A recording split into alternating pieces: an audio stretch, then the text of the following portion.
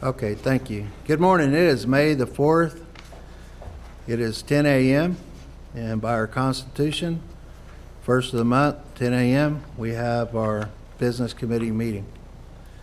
I'd like to ask our Secretary Treasurer if he could do a roll call, please. William Nelson. Here. Lenora Parker. Here. Robert Tipicani. Here. Jonathan Polway. Eddie Odyssey. Ronald Red Elk. Here. Clyde Narkamy. Here. Have a quorum. We have a quorum. This morning, I'd like to call upon one of the Adovich sisters, if they could render up a prayer this morning. If that's possible, ma'am, we really would appreciate it. Thank you. Dear Lord, we come to you this morning, Lord, with this meeting for our tribe of people. We just ask you to be with us, be with our leader, our chairman, and the CBC, that things, Lord, that need to be taken care of, that they get taken care of. Bless everybody here, Lord, that has come, and be with those that are still coming.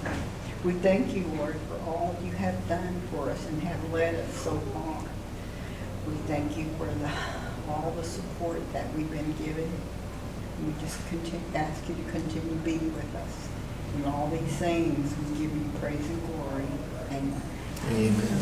God bless you, ma'am. Thank you. There's one thing about our great nation is we've never had no separation of church and state, and we should never. Our people prayed, and they prayed often.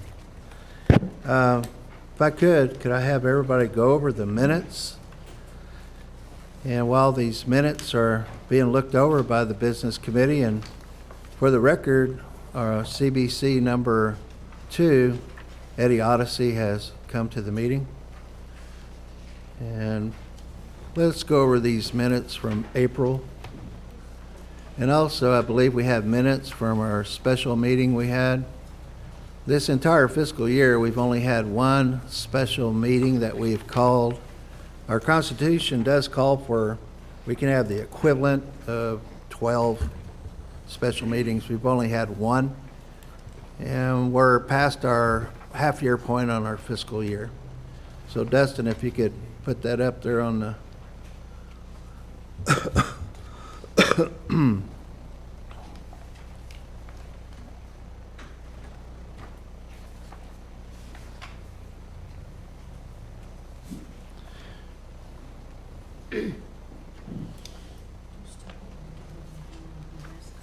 Sure. I hope everybody can see this right here. This is great news, really great news. This comes from City National Bank and the help of Rosette Law Firm. Jonathan, I'm glad you're here. Jonathan and Wyatt Rosette, they're in Oklahoma City now. And the city bank attorney, too. And our city bank attorney has helped us out with this, but the gist of this, I would love for Mr. Jonathan Sanchez to tell the people about it. A lot of times when our elders have SSI, we get into some jackpots due to the fact that you do get per capita. And Jonathan, can you tell us about this, please? Yes, Mr. Chairman, thank you. When tribal members apply for Social Security benefits, oftentimes what happens is it's a means-based program, which means you have to, there's a threshold that if you earn as measured by income, over that threshold, you are considered ineligible. And from my understanding is that it's based on the household as the entire household. And so in particular, when minors receive per capita distributions in their minor trust fund, it was construed as income and would thus make the household ineligible. And that strikes us as fundamentally unfair to tribal members because, because there are tribal members who should be eligible for Social Security benefits who are being deemed ineligible, even though there's no way for them to, and they shouldn't necessarily have access to those minor trust funds. And so we worked with City National Bank set up what was called an IGRA trust fund, and that was just a legal vehicle to put the monies in. And we worked with the Social Security Administration to have that trust fund approved by Social Security, so they will no longer construe those monies as being income towards looking at Social Security benefits. And so this is a huge deal for the Comanche Nation. There are many tribal members who should be eligible for Social Security benefits who've been turned away. And so if there are any members who fall in that category, I definitely highly recommend that they reapply. The field office in Dallas already understands that those monies are no longer considered income, so there's nothing you have to show them. They already have that in their internal records. However, if there are any people who are having issues with their application, you should definitely reach out to us, reach out to the CBC, and we have a contact person within Social Security Administration who will help individual members with their individual applications that we can refer you to. But this is a huge win. City National Bank deserves a lot of credit for putting together their trust fund vehicle, and we just basically hassled the bureaucrats until they finally approved it. It's been a long time coming from what I understand. And so this is a huge benefit to the tribal membership. Does everybody understand that?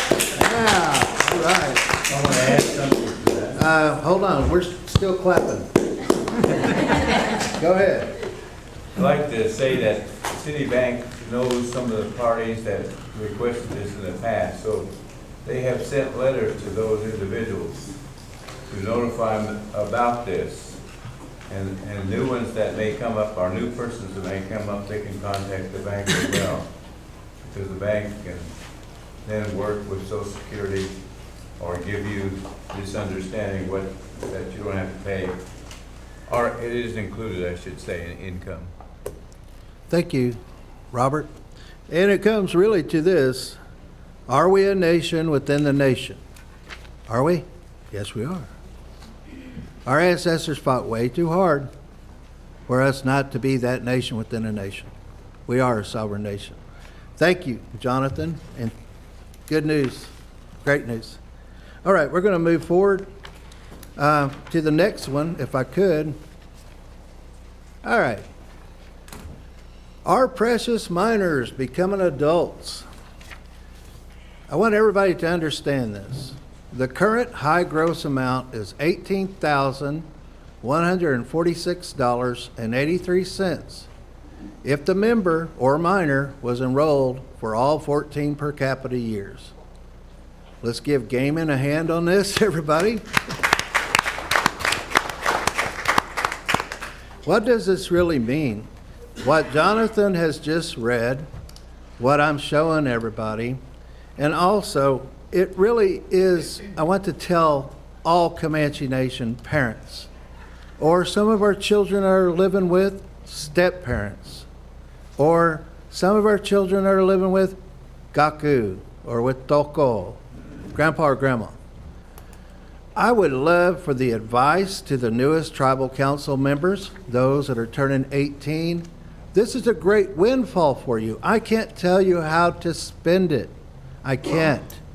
But I want you to know, number one, vehicles are not an asset, so they're not. As soon as you drive off a brand new vehicle off a showroom floor, you've lost 33% of the value. It's not an asset, so keep your full purchases around, I don't know, $5,000, suggestion, okay? Build your credit with a $300 credit card. Those are simple. Capital One, that's the simplest one. In this world, we got to have credit. 3, put back $5,000 in an untouchable savings account for 1 year. Parents, take notes. I mean, we tell them this. I would love for our kids to start doing this, to have a great start. There's not, just think, our Comanche kids that are in high school right now, say it's Lawton High, they have this advantage over anybody that is not Comanche. They got this nice windfall coming their way. It's coming their way. It's their start. You know, the leaders of the past, those that got us to the gaming threshold, and us setting us up, and the great news today about Social Security and the IRS. Oh, wow, that's just great news. Number 4, build a skill set, either college or trade. Invest in your future. Just invest in your future. Also, $5,000. Ration out a monthly payment to yourself of about $417 a month your first year. Reward yourself. We all do, but don't reward yourself the full $18,000. Reward yourself and purchase maybe one great gift for yourself or some clothes for yourself. Make it $1,000, you know. Technology and engineering. I got to tell you this. Technology and engineering is the next secure 100-year career choice. We have gone to so much technology now. It's to the point that everything is in your cell phone. Banking will be in the cell phone. Paying your bills is in the cell phone. And I hope we don't ever, any of us that know the mark of the beast is that number that we never accept 666. So anyway, budget each year of your life. Budget each year. Don't live beyond your means. You're getting this great start, minors that are becoming tribal council members. You're part of the power of the whole nation. Then last, think on your life investment of a modest home, because I got to tell you, rents are really costly. Rents in Lawton, just for a nice place, start at $600, and you're almost like working to live. So this $18,000, everybody, is a great windfall for you. And parents, grandmothers, aunties, uncles, don't put the bite on them. Let them take this nice chunk of change and let them start their years at 18 up to 22. And finally, you new tribal council members, be an asset to yourself. Love yourself, help yourself. And the best thing you could ever do is invest in yourself. Anyway, that's just my 2 cents, and got a lot of help from a lady in Tulsa, got a lot of help from a lady in Utah, and also got a lot of help just talking to Lenora. Before we approve the minutes, Lenora, you went on a trip that had a lot of business ideologies, tactical ways for tribes to do things now. It's no longer just the gaming venue anymore. And Lenora brought back a lot of information. And Lenora, if you could, tell the audience what you went through. I would like to share with the audience my overall view of the RES Conference and the National Indian Gaming Conference. Both conferences were set up for Native Americans and Alaskan Natives so that they could gain strategic opportunities and growth. And I was very inspired by the speakers in the assembly because they were very positive about our success and our growth as Native Americans in the future. I'd like to share just a little bit about 2 of the speeches I heard that were very encouraging and powerful. At the RES conference, Ernie Stevens stated that Native Americans are on the brink of a miracle.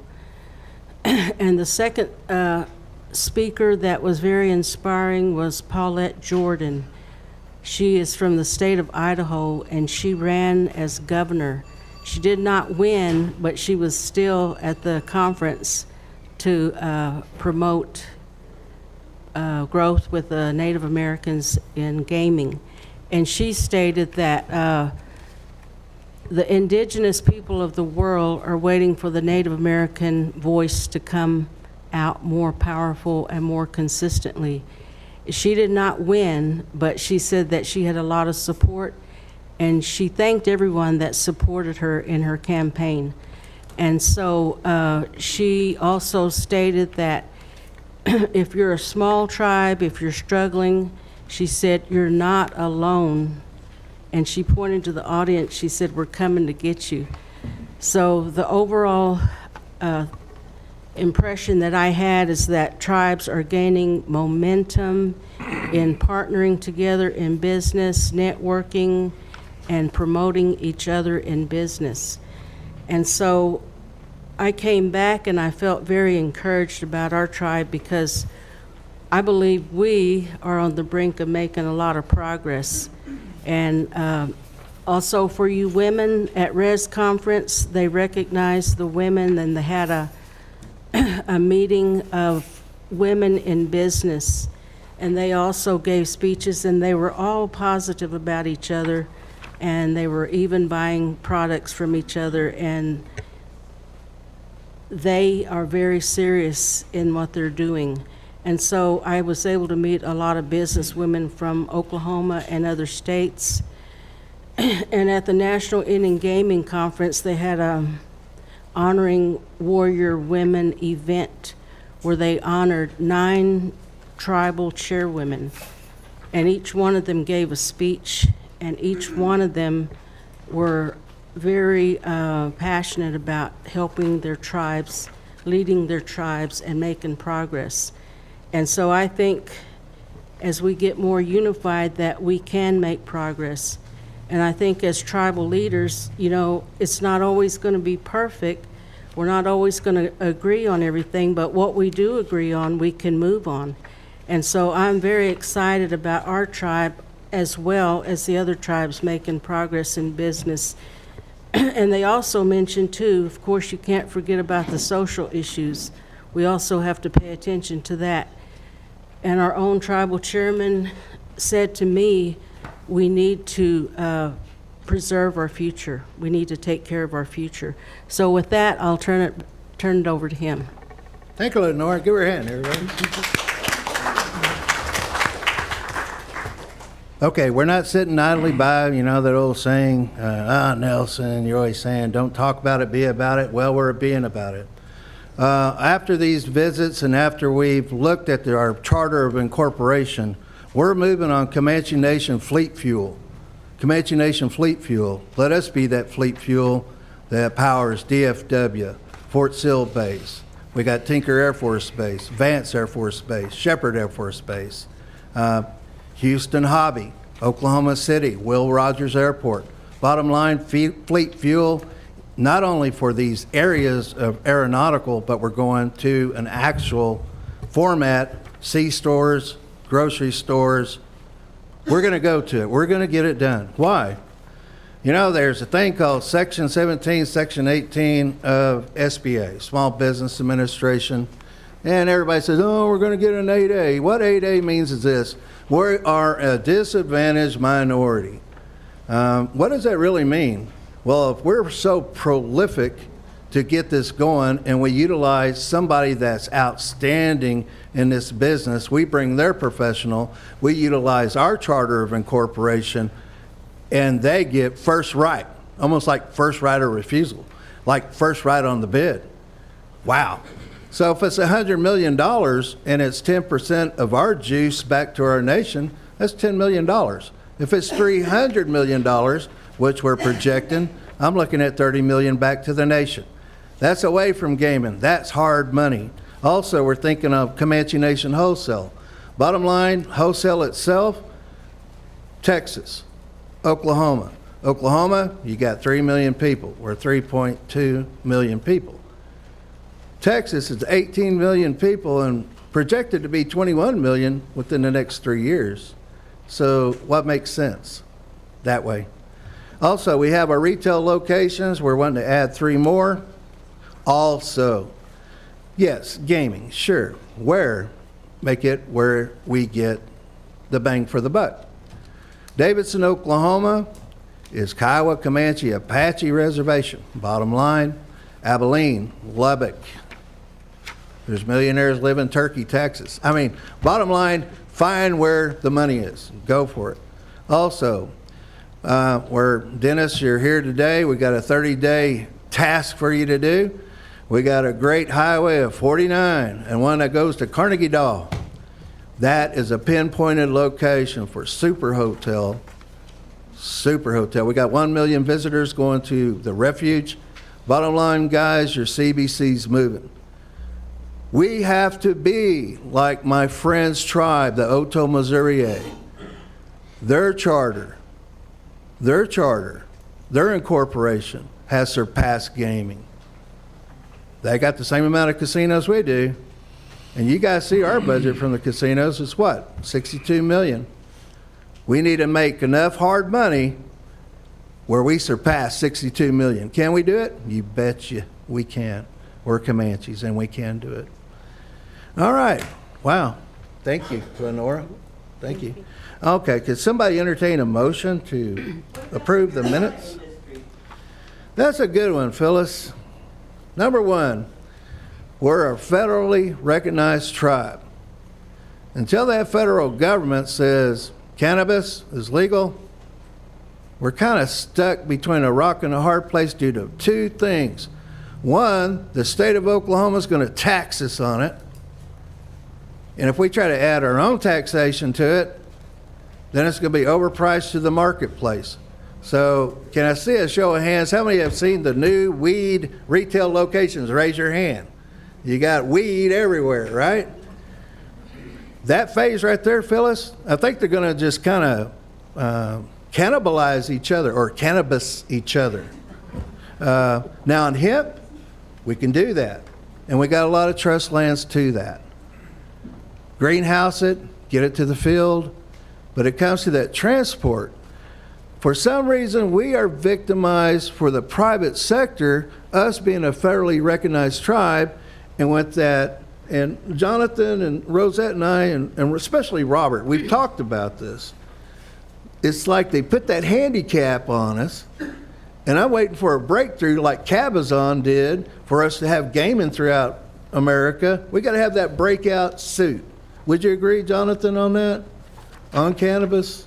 Yes, Mr. Chairman, I agree with that. And, you know, a lot of these tribes are saying, we're going to do this, we're going to do that, we're going to do this, we're going to do that. Well, bottom line, it's your federal entity, and also it's the state coming and grabbing all those taxes, Phyllis. So it's going to have to be well thought out before you throw a lot of money at it. It's got to be well thought out. Well, the Pawnees have already done something with regard to hemp and the distribution as well. I've talked to President Pratt up there. So, matter of fact, my wife's voting up there today. They're having an election up there in Pawnee. It's an act that they did. I don't know how. I'd like to see the fruit first before we start jumping right into it. They don't have that money for it. I know directly they don't have the money for it. And when you go out to outside guys, kind of like in the past we're a tribe, and I'll leave it at that. We got to make sure it's the right thing, Phyllis. We got to make sure it's the right thing. If we go and throw millions at it, we've done too much bad business, people. Everybody that's been brought on in the past, they got the lion's share, we got the shaft. And that's for the record. I'll say it twice. They got the lion's share, we got the shaft. So, but not with gaming. On this one, Phyllis, we got to really think it out. Think it out real hard. You know? Because any tribal member of any tribe can, with their act, fall under their umbrella with the growing of. Oh, sure. hemp. We could, right now, we could go and tell the state we want 4 dispensaries. They'll tell us automatically, don't put it on trust land. You cannot put it on trust land. So we'd what? We'd have to go get an interest investor. I don't want to use our money. And if we set them up, then who's going to get the taxes? State, county, state on the cannabis. Read that whole legalizing of cannabis. They get a triple fold on the tax. They really do. The state, county gets in, town gets in. And then when it comes to our own tax commission of us being a sovereign nation, where the only tax should be us, we've just lost the whole concept. You know, it's like that. Bang for the buck. Is there really a bang for the buck? So we've been looking into it. A lot of talk so far. A lot of talk. But as soon as the feds say yes for medicinal, for licensing, to utilize cannabis for what your aches and ailments are, until they do that, we gotta wait. We gotta wait a little bit. We got to wait. Is millionaires being made? Yeah, in Colorado, because it's recreational. On the medicine side and having a license and, you know, going and buying it at all these marketplaces, you'll see they'll start closing down because they're all doing the same thing. Anyway, yeah, Gabby. Yeah, all this economic, we need economic development. And We agree. right now, I think we I got just said it. We got nobody doing business plans. And here's a handout that describes our present economic situation. Okay, And it recommends. Gabby, Recommends. Gabby, Firing somebody. Gabby, for the love of God, we got an agenda here? Yeah. Are you on the agenda? No, but I want everybody to have this handout about the business. plan. Okay, can About you- no business. can you I just- asked to be put on the agenda April the 27th, Yes. Thursday. We got Yeah, one, I two, requested, three, four. To be put on the agenda. Gabby, you're doing a filibuster. We don't even recognize that here. We got 1, 2, 3, Well, 4 I families. recognize my work I did, Well- everybody needs to look at it, Well, business. can you hand it out and Yeah. just be calm? Yeah, I'll and hand it out. Can you be calm and let's have decorum here and please? Just Yeah, hand it yeah, out. But I request to be put on the agenda the 27th. Gabby, we got I don't know why I'm on four, the agenda. we got 4 For a families. public, Sir. Agenda. Sir, we have 4 families. I don't know what I have to do to be Wait. put on the agenda. You've been on the agenda this past year 7 times. I've been put on agenda since '07, most every monthly meeting, Gabby, especially when Gabby? Coffee was the chairman. I could bring all the minutes from all this past year since October. You've been on the agenda 7 times. I should have been on there more. But Okay. anyway, All right. Well, it's not a nation of Gabby. It's not a nation of Gabby. Hand it out, sir, and have a seat, please. But I don't know why it wasn't put on the agenda. I requested. Well, we had a lot of people on this agenda. Yeah, Sandra? Kind of backtracking a little bit, but going back to the kids' per capita, per cap, it's a taxable income. Would you sidebar Mr. Jonathan and let him explain it all to you, what he has worked on? Well, what I was wanting to know is if the tribes looked into see, so they can make it not taxable. Is that That's you're exactly looking what at? has happened. That's 'Cause exactly I've what has heard happened. other tribes have done that. Right. That's exactly what has been worked on right now. And he'll give you the full specifics. And if you got, grandchildren or anything like that, he'll show you how to do it. We have a main contact at Dallas IRS, so it should be really turnkey. It's really good news. So anyway, all right. Could somebody entertain a motion to pass our minutes from April? I make a motion to pass the minutes of April. Thank you, Lady Vice Chair. Can I get a second, please? I second that motion. Seconded by Mr. Riddell. All those in favor to pass the minutes from April, please signify by saying aye. All those opposed, same sign. And Gabby, we'll give you time at the end of the meeting. How's that? What's that? We'll give you time at the end of our meeting. Okay, I got some more handouts on the Okay. politics and on the game. Okay, The water part. okay. Yes. All right. Gabby? Recommendation. Gabby, we love you. Yeah. But golly, we got this business to take care of. Investigation, election runoff. Okay. And then to pass the decree You requirement. got. That way we could get going with the Okay. jury election. You have been recognized. Thank you, sir. All right. Business Committee, if we can go to resolution number 6219, enrollment list 1120. Well, this year, my bad. This month, we got some new members from Austria. Wow, that's pretty cool. Anyway, resolution number 62-19. This list includes the names of applicants who have been verified as eligible pursuant to Article 3, Section 1C. And it does say in this article, all descendants of allottees eligible for membership under the provision of Section 1A, having an 8th or more degree of Indian blood, Comanche Indian blood.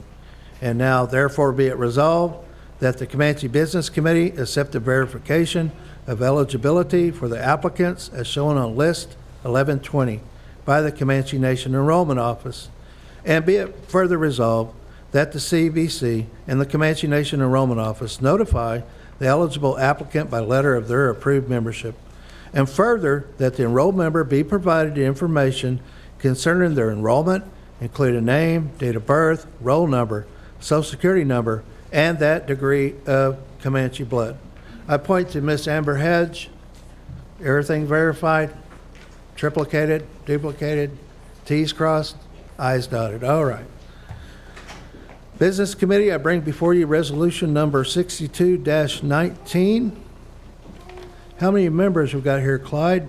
Oh, I don't know, sir. I haven't even looked. Since I can't make my announcement about 1/8, I don't even care about it anymore.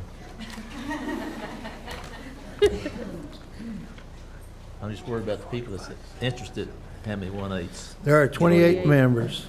Business Committee, 62-19. Could somebody please entertain a motion to approve this resolution?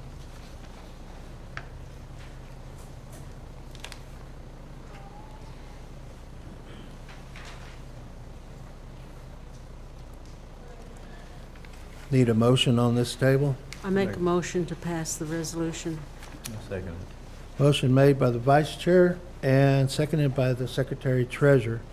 All those in favor on resolution number 62-19, please signify by saying aye. Aye. All those opposed, same sign. Well, it looks like a long list. Johnny Poway, you're coming to the end of your second term. Can I call upon you, CBC member, to give the names of these folks? And maybe from Go what? ahead and read them. You want me to read them? You want to read them? All right. You want to, or you want me to read them? No, go ahead. All right, okay. Arabella Barnett, South Dakota. Abiel Barnett, South Dakota. Aradeja Bingham, Oklahoma. Caleb Callahan, Oklahoma. David Christian, Oklahoma. Haven Coleman, California. Kyler Defoe, Tennessee. Rambo DeBar, Oklahoma. Edwards Waquine, Austria. Maquina. Okay. Sorry. Selena Namanequi, Austria. Ezekiel Daniel Edwards, Austria. Ezekiel Esparza, Oklahoma. Elia Gilliam, Oklahoma. Victoria Gilliam, Oklahoma. Aiden Guevaro, Oklahoma. Devin Lopez Jr., Oklahoma. Kari Mycoby, Oklahoma. Timothy Perez, Texas. Amaya Phillips, Oklahoma. Adriana Pohasakut, Oklahoma. Elena Rinkin, South Dakota. Easton Sharp, Georgia. Killian Shelton, Oklahoma. Nayeli Shelton, Oklahoma. Stevie Smith, Oklahoma. Hazel Swanson, Oklahoma. Anna Sage Yaloa, Oklahoma. Trassen Vahotten, Oklahoma. And Sevi Ware, Oklahoma. Here's our new member. Let's give them a hand, everybody, from all over. International Comanches. All right. Resolution number 63-19. And this list here, who have been verified as eligible.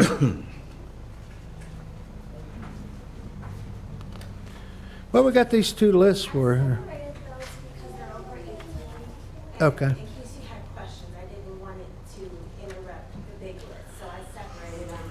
That way, if we needed to go to executive session or anything. they I think were we on will. their own. Can somebody entertain a motion to table this, please?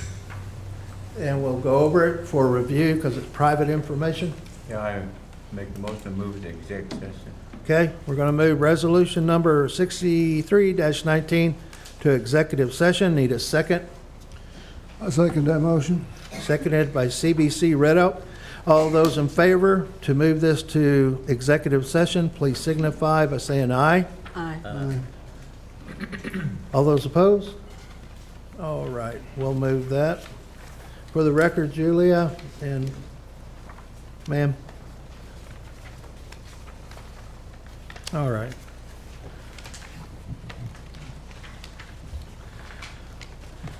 This one here is about 4 applicants that have not met the qualifications of Article 3. Resolution number 64-19, the documentary evidence on file with the Comanche Nation Enrollment Office and information furnished by each applicant named on this list, number 1122, does not possess the required 1/8 degree Comanche blood as provided by Article 3, Section 1C of our Constitution. Now therefore be it resolved that each applicant named on the attached list, number 1122, is determined to be ineligible for membership with the Comanche Nation because he or she does not meet the provisions of Article 3, Section 3C. Be it further resolved that each applicant on list number 1122 be officially notified of the rejection for membership, stating the reason for such determination and including the appropriate appeals provisions. Business Committee, resolution number 64-19 needs a motion to continue. I make the motion. I second it. Motion made by the Secretary Treasurer, seconded by the Vice Chair. All those in favor on resolution number 64-19, please signify by saying aye. Aye. All those opposed, same sign. All those abstain. Okay, that has passed.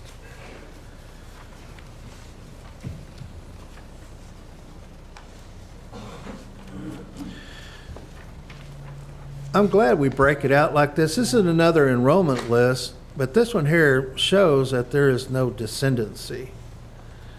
You know, you got really categories on enrollment, and we've been really adamant on these things just due to the fact that, you know, we do have this enrollment audit upcoming. So resolution number 65-19, whereas the documentary evidence on file with the Comanche Nation Enrollment Office and information furnished by each applicant named on list number 1123 does not descend from a Comanche allottee as provided in Article 3, Section 1B of our Constitution. Now, therefore, be it resolved that each applicant named on the attached list, number 1123, is determined to be ineligible for membership with the Comanche Nation. Be it further resolved that each applicant on list number 1123 be officially notified of the rejection for membership, stating the reason for such determination and including the appropriate appeals provisions. We have 1, 2, 3, 4, 5, 6, 7, 8. Business Committee, I need a motion on this continuance of resolution number 65-19. Mr. Chairman, I make that motion. Thank you, Mr. Red Elk. I need a second. Second it. Seconded by the Secretary Treasurer. All those in favor on this resolution number 65-19, please signify by saying aye. Aye. All those opposed, same sign. This is a big list, Amber. What's going on this month? Just, A lot of these, their names, I get it. none of them at all I get it. are on the allottee listing. I don't know what's bringing them forward. I have no idea. I know what it is. It's IHS. I joke. No. There's so many times we want, to go get referral service. Wow, we got all these other ones in front of us. I don't know. That's a different story here anyway. We're going to resolution, it is 66-19. And on this part, I believe we've had one member that wants to go to another tribe. Is that correct?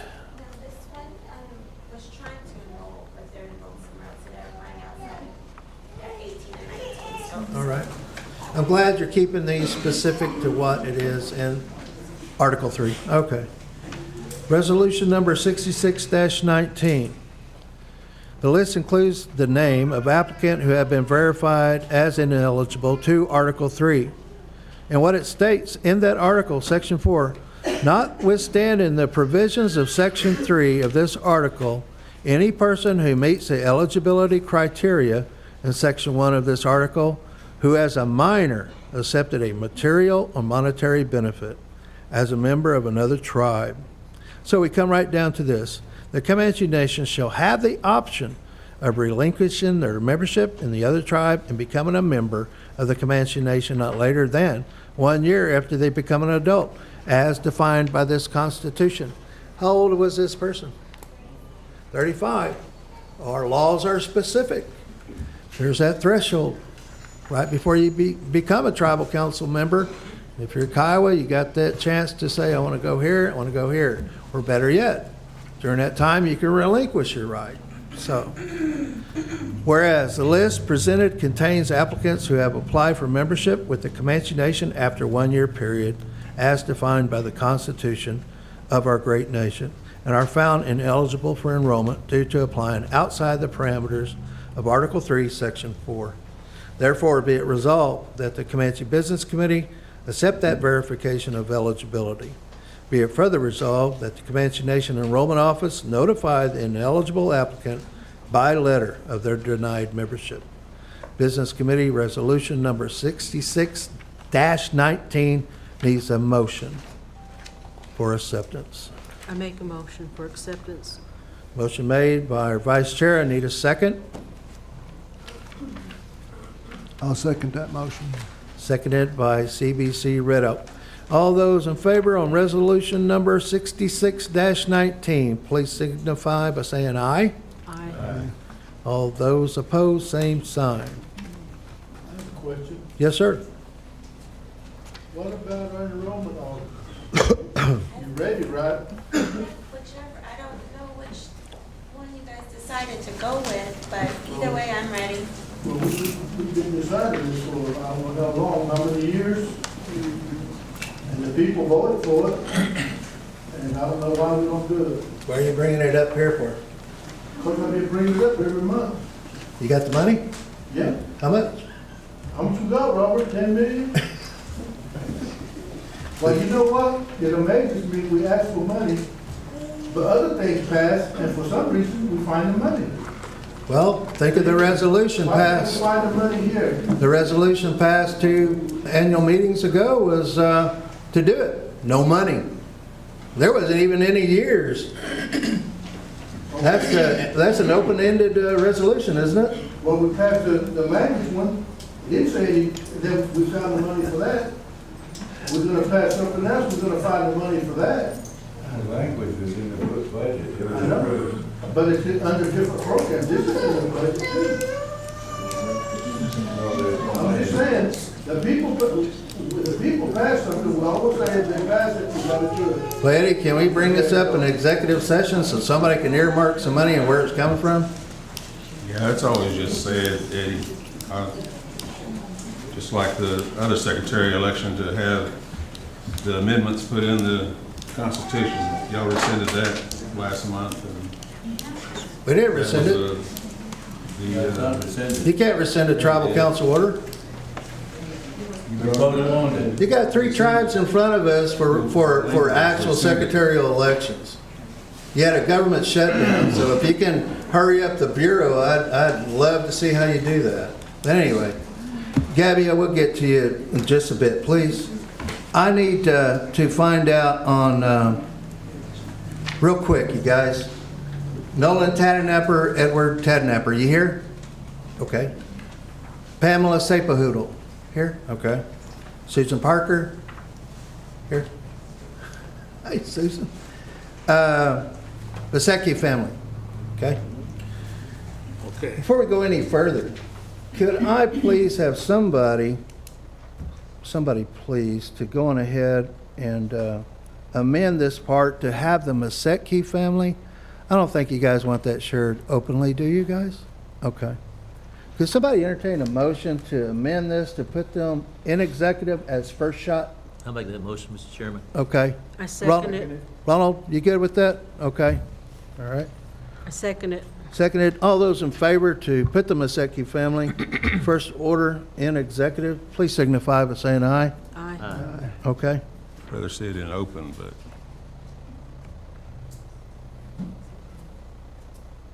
I'll say aye. Just make a note, please, everybody.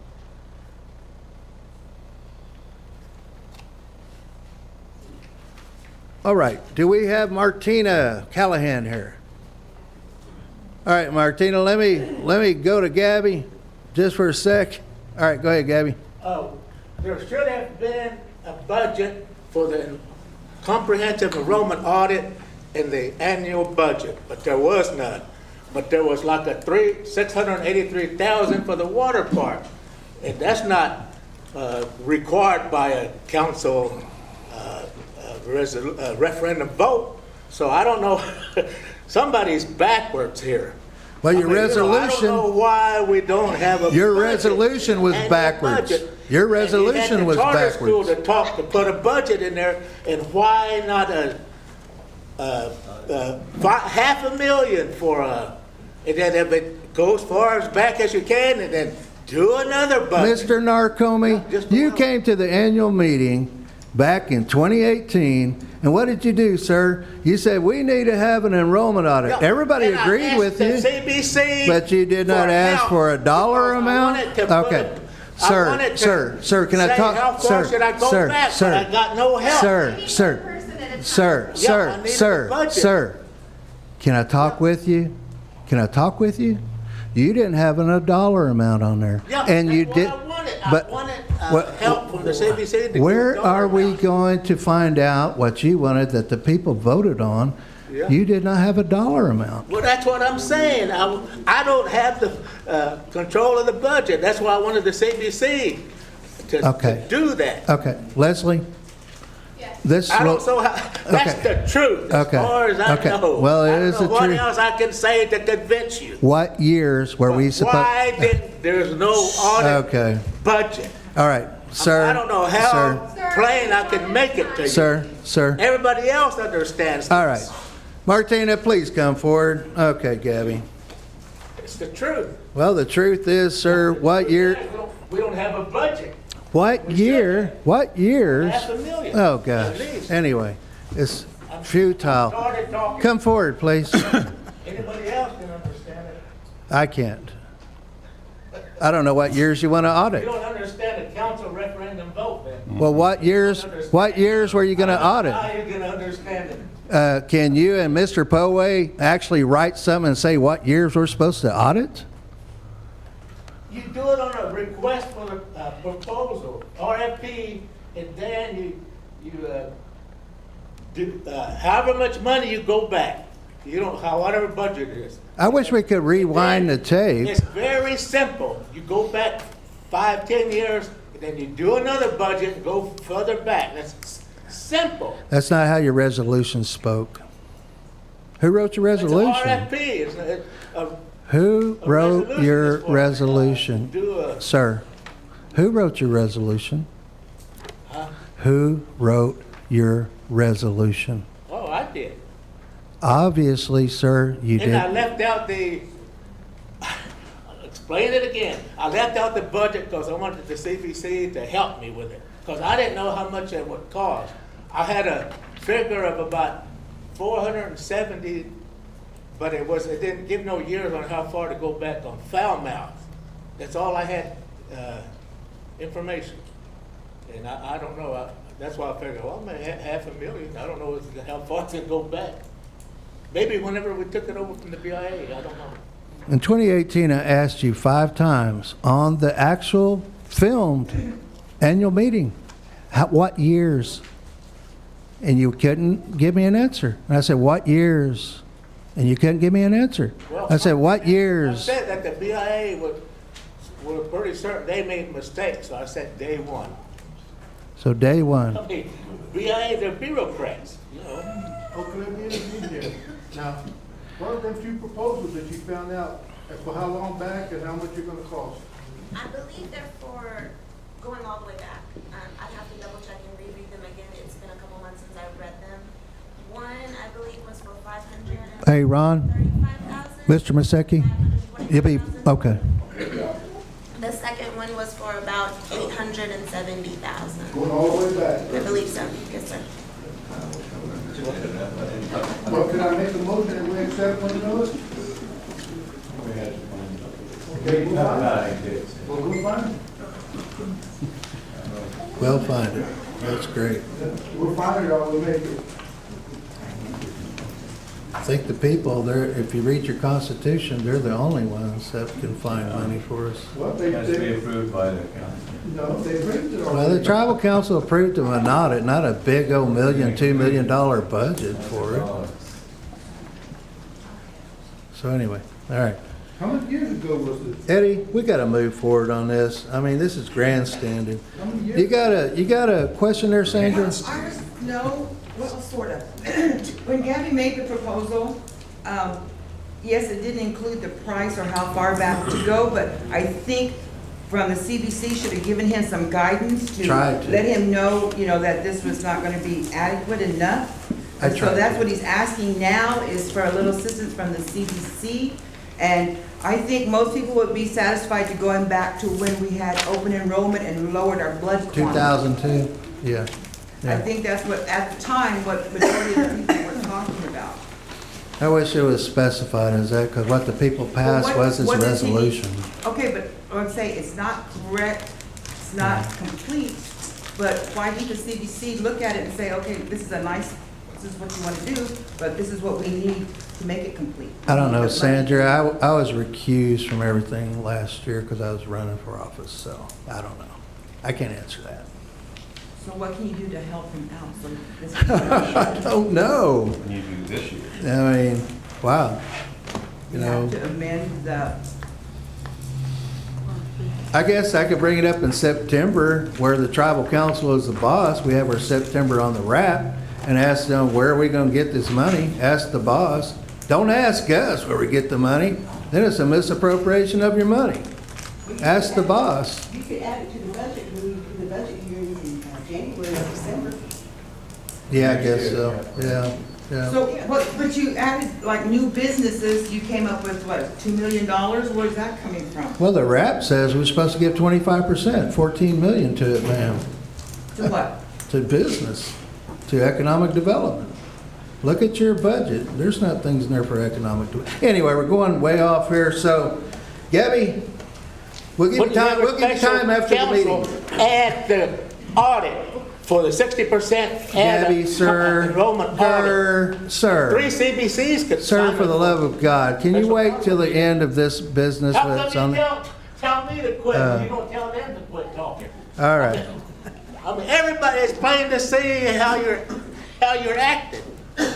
All I'm saying is when we do a special council meeting for the 60%, add the comprehensive audit on that Sounds agenda. like a Yeah, plan. 3 CBCs can do it today in the start of It meeting. sounds like a plan. Council meeting. Yeah, Sounds that's like a plan, I Yeah, guess. give it to the boss. And then also Yeah. throw in the All right. water park, some more, some I more don't care. All information right. we need.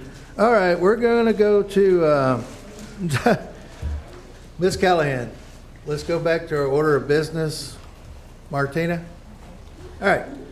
Martina, just a great overview about what's going on in Boulder, Colorado, and what we're doing there.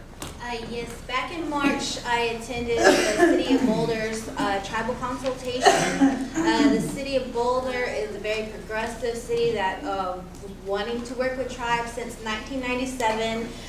They've been doing tribal consultation. They're all about open spaces, and so in that vicinity, they don't want to do any type of economic development. And so all the tribes that went through that area around Boulder, there's a lot of our sacred sites in that vicinity, and so they have an MOU with tribes, and so they've been dormant for the last 2-3 years. And so with their new Mayor Jones, she is wanting to make sure that they do their annual consultation, and so they have a working group that they're updating their MOU with, and so all they're asking is an official representative from the tribe to be a part of a working group that will be just via teleconference through the internet, and so that's all I needed to be designated.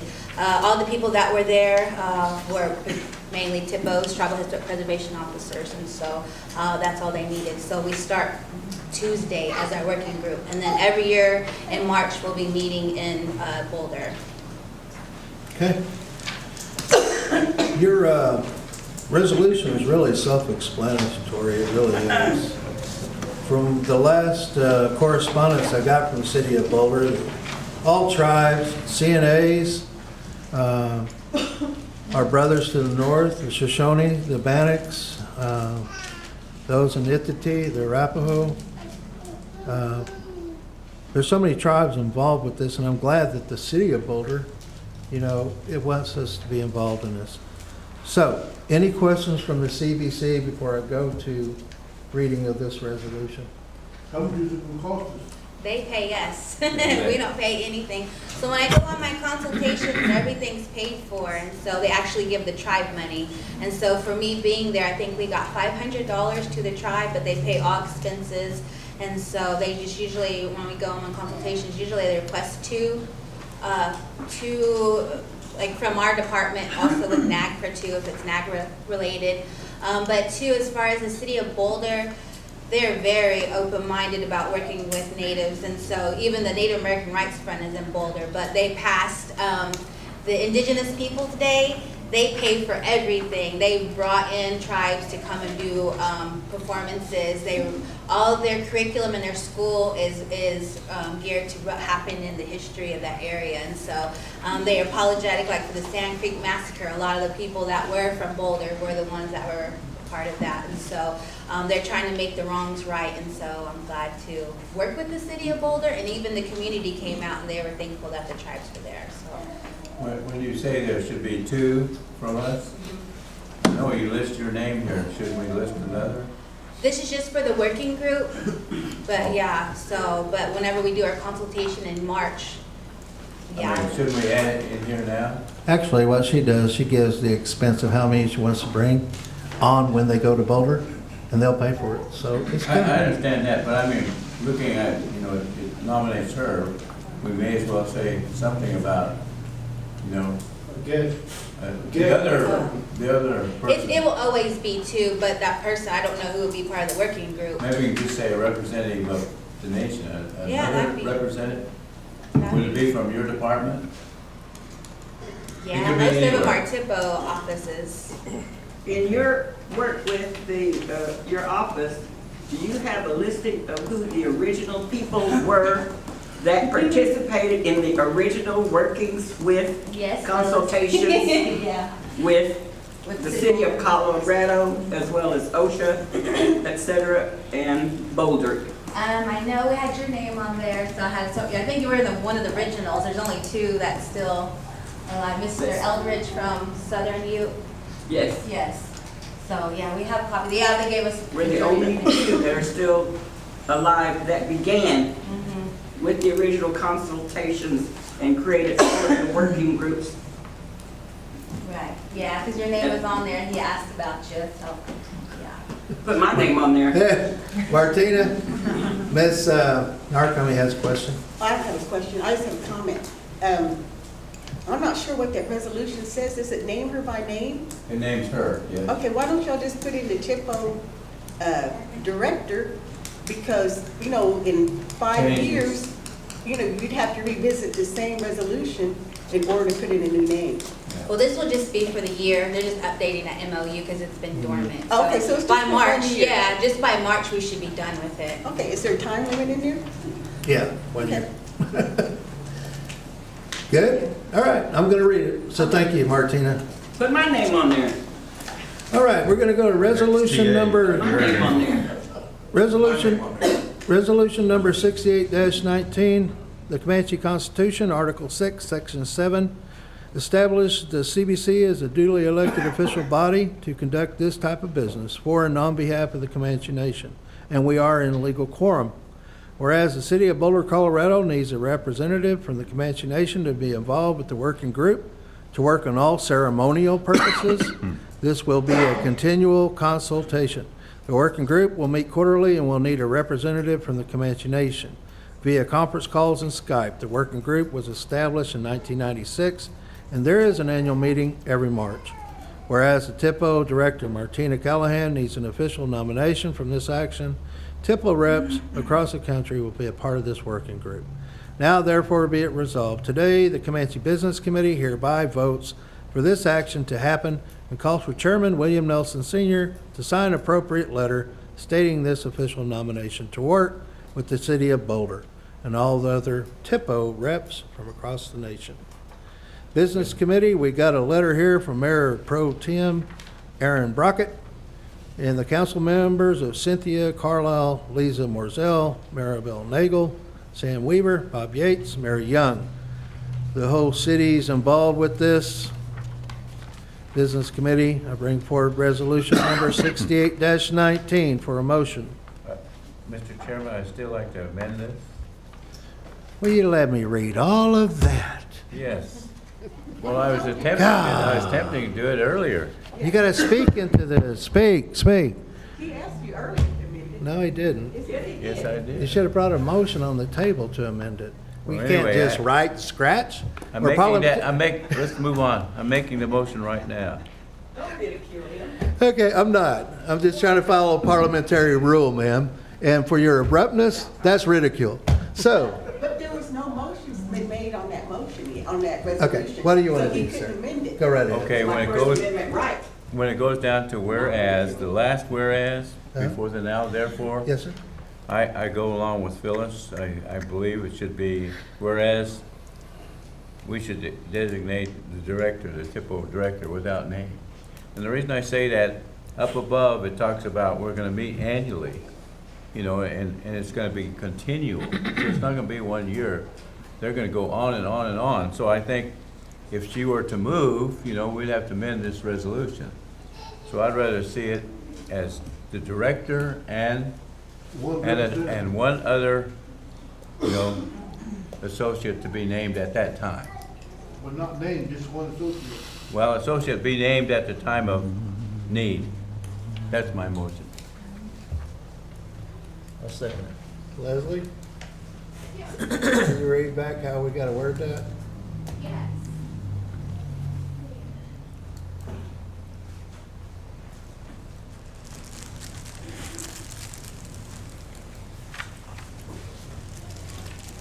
Okay, so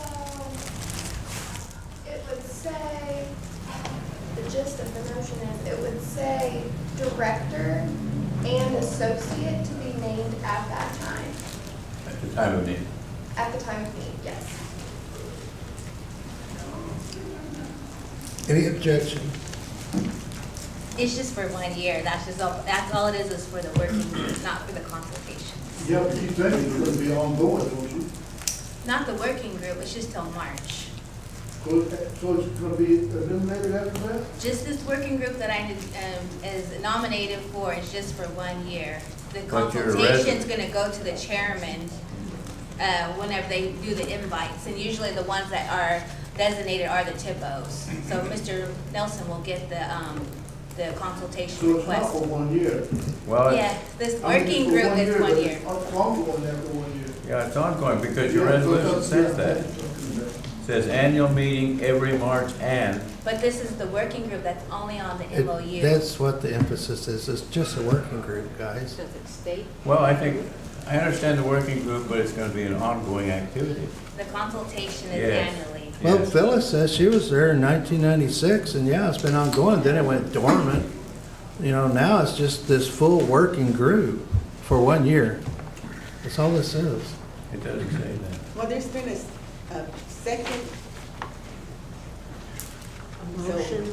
All right, Second. so, I second it. all right.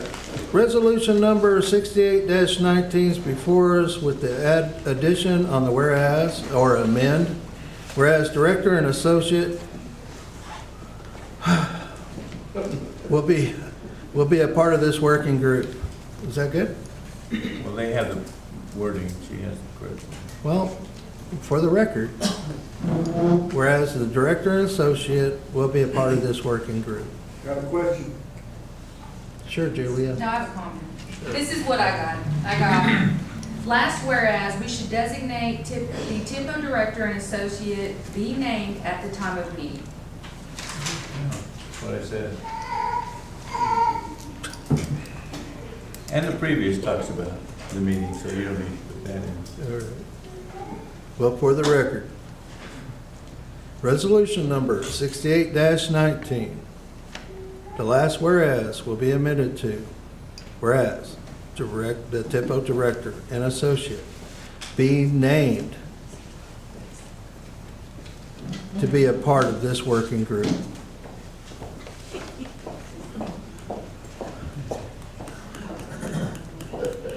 You just put 2 representatives.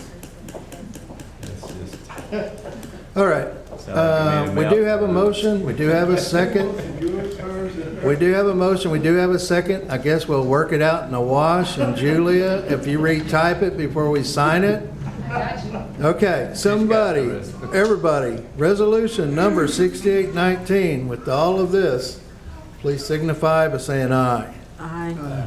All those opposed, same sign. Thank you. Can I also bring something else up? Sure, Martina. I have been in contact with the American Indian Cultural Center. They're opening in Oklahoma City next year. And so they've contacted our office and they need a designated person to help them with their collection for the Comanche exhibit. There's only 2 tribes that are lacking and we're one of them. Oh. And so they need to have guidance on what they're going to be doing their loans from the Smithsonian. And so there's some items they have of concern. And so we work with other museums too on their collections that they've borrowed. And one of the items that they're asking to get loaned from the Smithsonian is the actual pipe from the Medicine Lodge Peace Treaty. And so from 1867, and so they are just trying to see if the Comanche Nation may have any issues or concerns of displaying something of that. So they just want to be able to have a designated official who's going to help them because they're going to all the tribes and they need it done by May so they can get that collection started for that process. Where is that pipe at now? The Smithsonian in the National Museum of American Indian. Okay, or is Smithsonian willing to give that up? Yeah, that's why they're asking us. They want us to make sure that we give them permission to request it first. That's a pretty big one there. It is. It is. That's pretty big. It's just display. But I mean, is that a negative? Sure, TIPO and NAGPRA, it's all combined in section 106, correct? Section 106, but yeah, NAGPRA, I don't think it would be concerned. Not really, because, yeah, 106 is specific. For our display, I'm not sure. She was saying they've been working on it for 10 years, and so that's why they down to the wire, and they're like, we need you guys to help us. Rosette, can you pipe in here? Bottom line, Smithsonian, and you know what they have up there in releasing from Smithsonian, it's like pulling eye teeth, isn't it? Now if the Smithsonian is saying, oh yeah, we want to do this for the city, well, how come they haven't done it for our museum? I have a question. Is it displayed at the Smithsonian now? Yes. No, it's not. Oh, it's not? That's a What, big it's in the deal. archive? Oh. Yeah, they got millions of objects. That's When a we big first deal. opened, yeah. Yeah, it's archived. It's, Should not be put in high count. they don't put certain The things main out. reason has been, is that we don't have a correct or operational storage facility by the regulations. I get it, yeah. We All right. have to have, and at one time, Great Plains Museum even offered to use their facilities, which are the air conditioned and the vaults and the whole thing, offered this tribe the use of a part of their facilities to start bringing those artifacts back here. You know what, Phyllis, that's the first time someone's really explained it, because I remember when it was brought up, it was kind of political, when it should have just been direct. Hey, we got so many articles up there, the only way we're going to get them back, we got to build it. Since 1996, I've been trying to get that done. But then, individuals that are put in elected positions have dwarfed a lot of that. I heard. And again, it went back to monies, budgeting, not putting aside the necessary monies that would be needed to follow up on that. That's been going on since I can say truthfully, since 1996, that I've attempted to start trying to do that. Okay. Rosette, before we commit to such a thing, okay, it's just a discussion now. Process. I'm looking at piece of your question. You can't just make a request when they haven't given it to us before. But it's not gonna come to us, it's gonna go. I know, to that is one thing. Think about it. Was the Medicine Lodge Treaty, is it been broken? That's a Hell yeah. that's a broken pipe. Is that a broken pipe? That's a broken pipe. Okay. But most museums, like the Bullock Museum, we worked out of in Austin, Texas, they don't have a collection, so everything they get is on loan. And so they'll send us a copy of, these are the items that we're gonna request from different museums and everything. And so, unlike one that they had a buckskin shirt and it had a medicine bundle on there. So all they did was tuck it in, but that was a big issue. Well, how do we display it and everything? So. Phyllis, can you hang out? Can you hang out for executive session after everybody else and let us all go into executive session on this? Okay? Yeah, you too. We just ruined your Saturday by that I know, statement. sorry for my baby crying, I'm babysitter, yeah. Oh, okay. All right. All right. Okay. Thank you. All right. Let's move forward here, guys. Emergency management, on this P&R, on amend policies. Since it's prescription, no, is it prescription? Prevention recovery. I'm seeing some things that are confidential here, that's why I skipped it over. Do you guys mind if we table to exec and then come out and go over it? Resolution number 66-19. No, what? 67-19. 67-19 is a resolution authorizing something about Comanche Nation residential treatment. Some confidence in here. I would rather us go to executive session to go over the person that put it forward is right next to you, ma'am. Anyway, could I please get somebody to make a motion to table this for discussion with the people in charge of this program, and then we come out and go to approval, please? Are there names mentioned? It's just some of the processes we just need to go over. Could I have somebody entertain that motion? I move it be moved to executive session. Thank you. I need a second, please. Second it. Okay. All those in favor for 67-19 to go to exec, discussion, come out, vote, please signify by saying aye. Aye. All those in disagreement, same sign. Thank you. All right.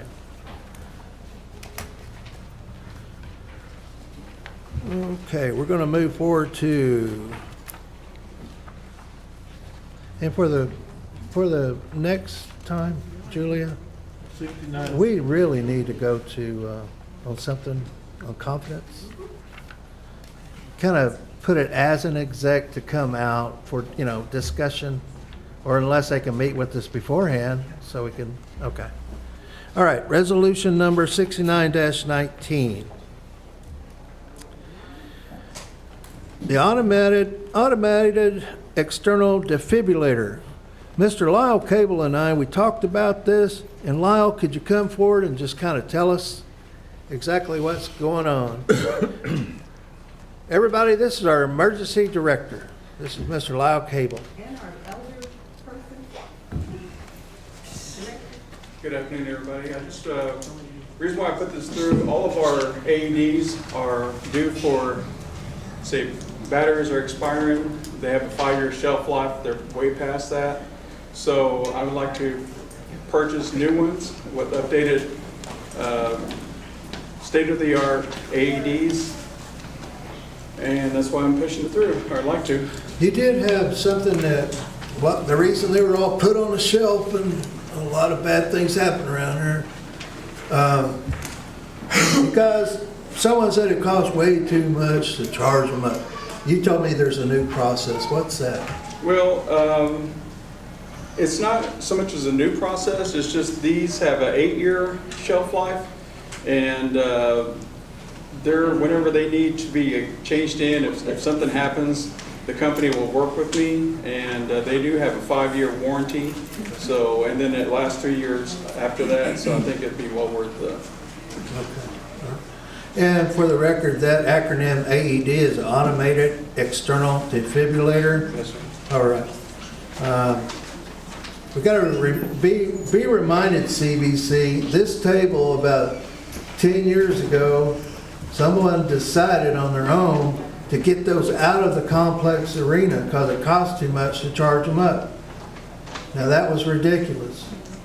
All human beings, fat guys like me, we all have heart attacks, okay? So let's move on. Thank you, sir. I have a Thank you. question. Resolution number how many employees are trained to use 69-19. that? Well, once we get these into our facility, all of our employees are going to be trained to use them. But how many now? Now we probably have at least 30 that can. They're all myself. up here? I mean, are you talking about? Ma'am, could you talk to Mr. Lyle, maybe off the record, so we can move on this, please? I want to know what she's got to say about that. Go ahead, Lyle. Well, after we get these, we'll do the training for them. The company will bring a representative down to do the training. So everybody, all of our employees will be trained. But IHS does that for free. No, they With their- don't. Yes, they do. Yes, they do. Yeah, it isn't here. Pardon me? Are they here? Where are Well, were they asked to be here? they? They were in the past and are sent back. They Well- probably got us in violation of what they didn't do in the past, ma'am. IHS? Think about it. They were here off the IHS loan system. They're not here now. Why? Because there's 2 deaths out here. It's very personal. Very Well, personal. the public health nurses do train in that. Okay. And they do train in the, what's it called, CPR? And it's free. Yes. And you pay like $2 or $3 and you get like a 3 or 2 year card. Certification card, yeah. So the defibrillators we're talking about, are they going to all be located here or throughout all the? Throughout all the facilities. Okay. Okay. Okay? How many are we talking about, 32? 32. And do we have that, I mean, is that going to be enough? Yes, ma'am. Okay. All right, resolution number 69-19. Thank you, Lyle. Thank you. Thank you, sir. All right. Whereas it is in the best interest of our nation to replace the old AEDs, which is near the end of their warranty, whereas the safety of our tribal members and employees is key essential, and especially if a sudden cardiac arrest happens. Public defibrillators gives the victim a chance of survival. It is important our employees have the updated equipment to handle an emergency efficiently.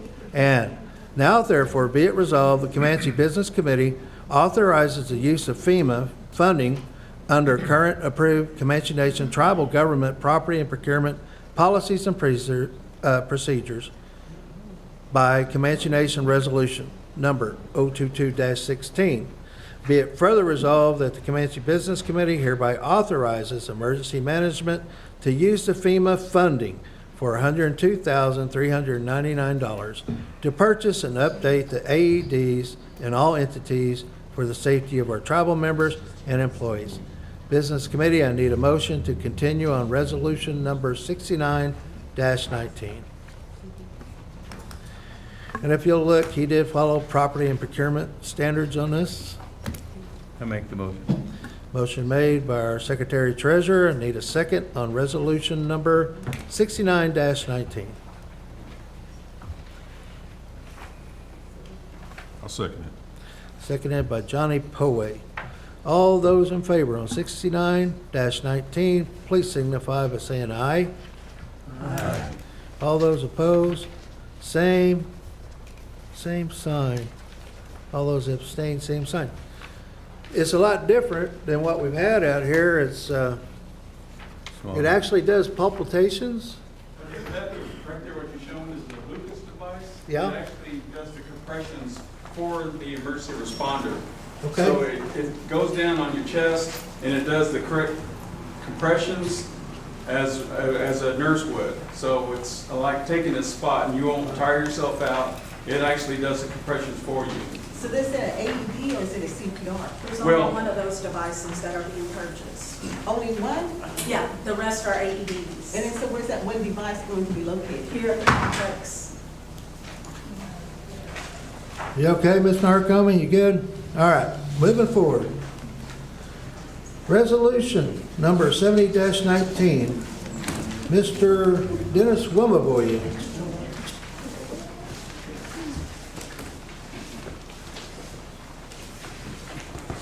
Chairman, we talked to y'all about this in the last CBC meeting, and y'all wanted the information on the property that we're looking at, the child care program wanted to build a new facility on, has been vacant for a number of years, and you asked why, if there was something wrong with the property. And so I looked into the archives of the city and the library, and that property had a church on it and was torn down in 1964. The city doesn't have any other records of anything being built on that property. And so we bringing that information to you and asking you to approve a resolution to continue towards the acquisition of this property. I've talked to the realtor on the purchase price, and they had it listed at $79,500. I asked them that we needed to lower that price in order for us to incur some other costs that we have to incur before we actually buy the property, because the program representatives had asked that they said that we need to do and have an environmental assessment done before we actually buy the property. And so I had to talk to the realtors about, well, we needed to write a contract so that we can tie the property up but still have it available so that we can do an environmental assessment. And if the environmental assessment doesn't lend to a development, then we can back out of the contract. And so we were able to do that and make a contract available to purchase the property for $77,500 instead of $79,500, and have a 90-day closing cost. Environmental assessment would take about 30 to 45 days to prepare, and then have it reviewed and accepted. So we're asking you to consider approving the resolution so we can enter into a contract, so we can start these processes to see that we can build a daycare facility at this location. Business committee, are y'all aware that he's gone this far to this point on this project? Yes. You are? Yeah, we talked about it before. We talked about it, but are y'all prepared for it to go this far? Well, I thought that's what the treasurer. I don't know if we're in the business of buying simple fee land, are we? Simple fee buildings? Is that our process here? Where's it located? Go ahead, Dennis, tell them. It's located at 712 Southwest B Avenue.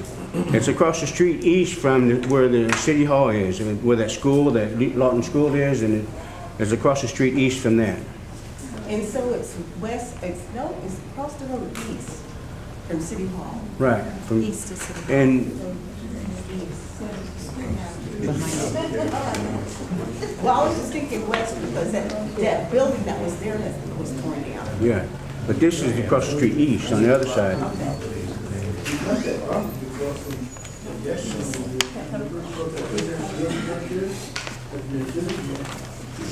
Remember that building across from the eyeglass place?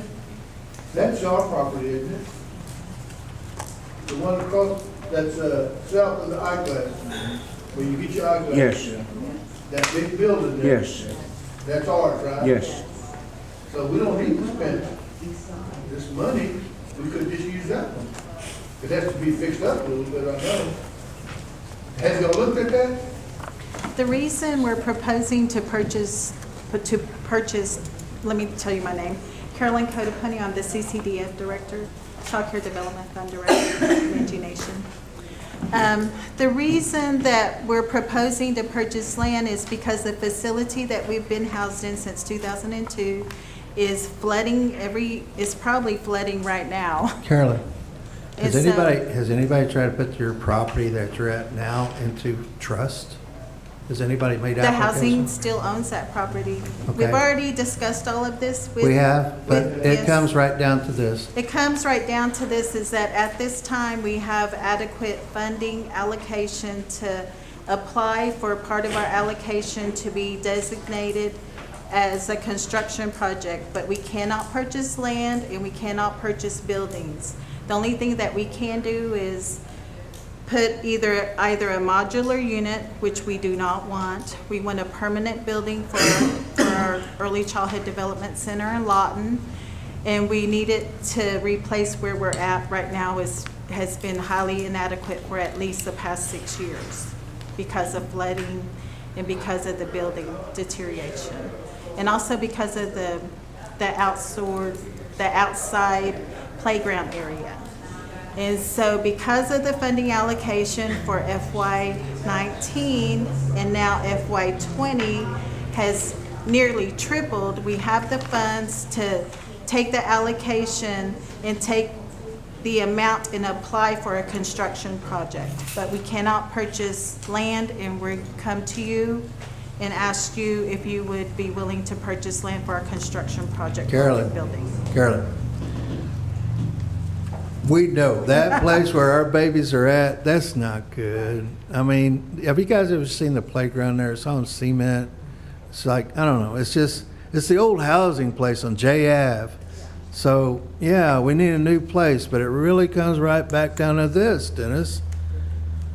Taxation, codes, infrastructure, easements, taxation. Dennis, we just got passed today, people on Social Security, our Children's Trust Fund, that we really are a nation within a nation. Do we continually buy simple fee land? Do we? When we got our elders over there on H Ave, it's not in trust. Got a funeral home, not in trust. Got a college. We had a meeting about trust, Phyllis, and guess what?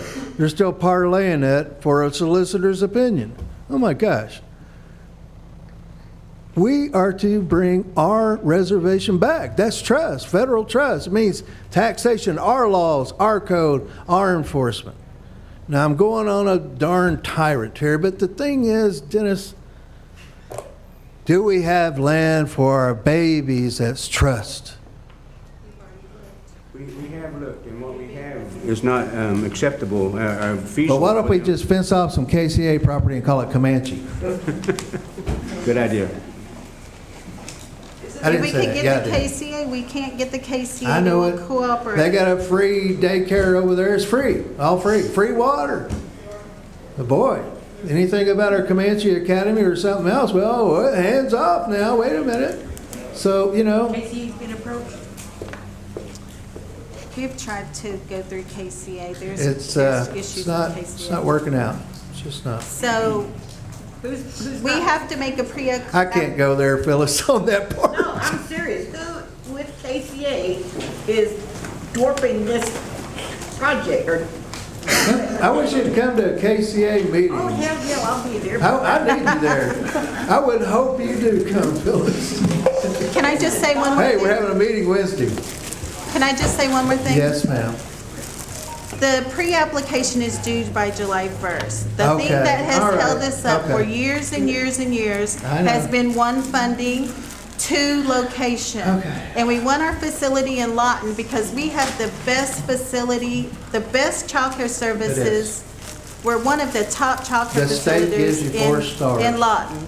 You're right. And so we would be able to expand, also include our office space in the building, have a brand-new playground. It's in a prime location downtown Lawton. Okay, And Carolyn, do me a favor. we can move our Everybody's offices watching. there. Everybody's watching throughout this Comanche world. Name me what's right next to it. Name them. What's right next to it? It's City Hall's just right across the street. Right across the street, City Hall. The library's down the street, Library's down the the street. police department's down there, the courthouse. It's a safe area. We feel like it's a safe area. We've looked at other properties, they're going for 200 and 300,000, and this is really the lowest price, nice property that we found. And we've looked at housing property, they're not in good locations. The other property that the nation owns is not zoned right, or it's too small. All right, it's before. It's in a bad neighborhood.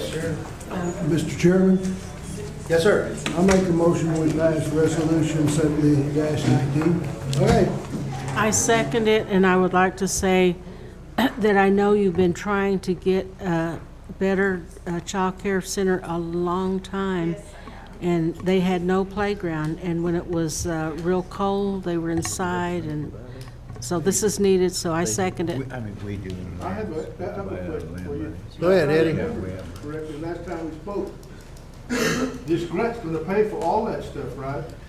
No, she's got money set aside. I mean, not the land purchase, because it says you can't do that, but everything else is gonna be paid for, right? Yes, we just have to make an application to the Yeah. funding source to Before May. allocate, set aside so much money for the construction project. If it's not enough money, then we can apply next year to finish the project in a different phase. Okay, sounds good to me.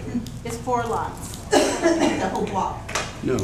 No, there's something on the other side, it's like. The dimensions of the property will be 200 foot along B Avenue and 150 foot along H Street.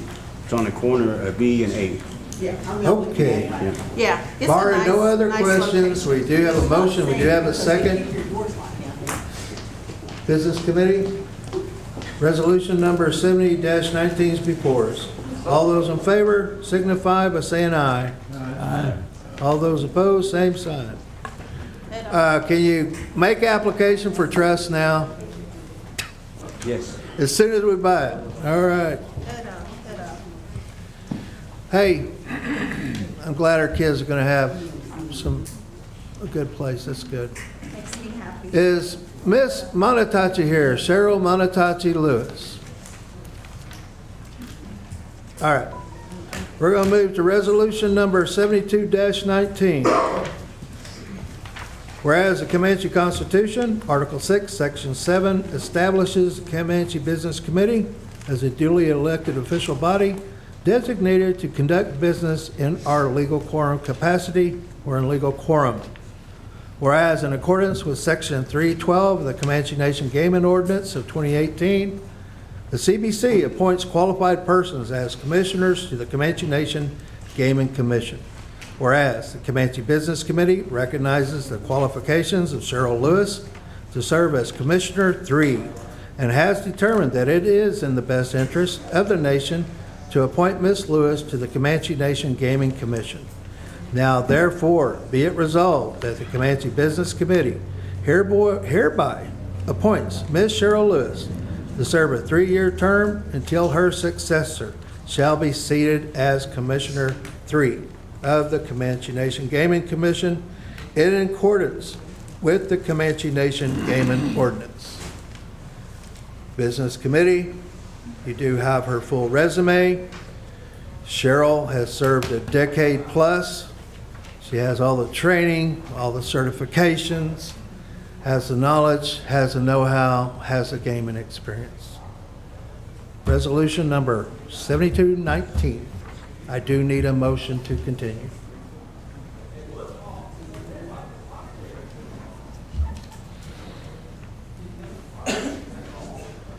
Julian, could you use some help? Yes, sir. That'll be good. I'd like to just make a comment that we still need one more commissioner as well. There's a 4th seat. The 4th seat is an alternate should any one of the first 3 commissioners be absent and vacant, so that we'll have a full 3-member body. So I advise the committee to continue to seek other qualified citizens who would be willing to serve the nation.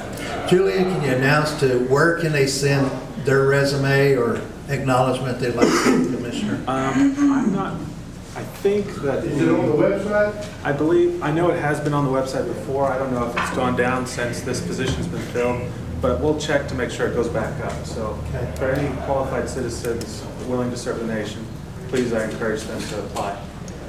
Thank you, Julian. It'll list the qualifications that are needed? Correct, yes, it will. Motion's on the table. Motion made by Mr. Odyssey. Seconded by Mr. Clyde. All those in favor for resolution number 72-19, please signify by saying aye. Aye. All those opposed, same sign. Aye. Opposition, Johnny Poet. Cheryl, you're watching. Hey, Hot Tea. All right, Mr. Wilmavoy. Chairman, we skipped over a resolution I wanted you to consider. Yeah, Jackie on it. Resolution 7119.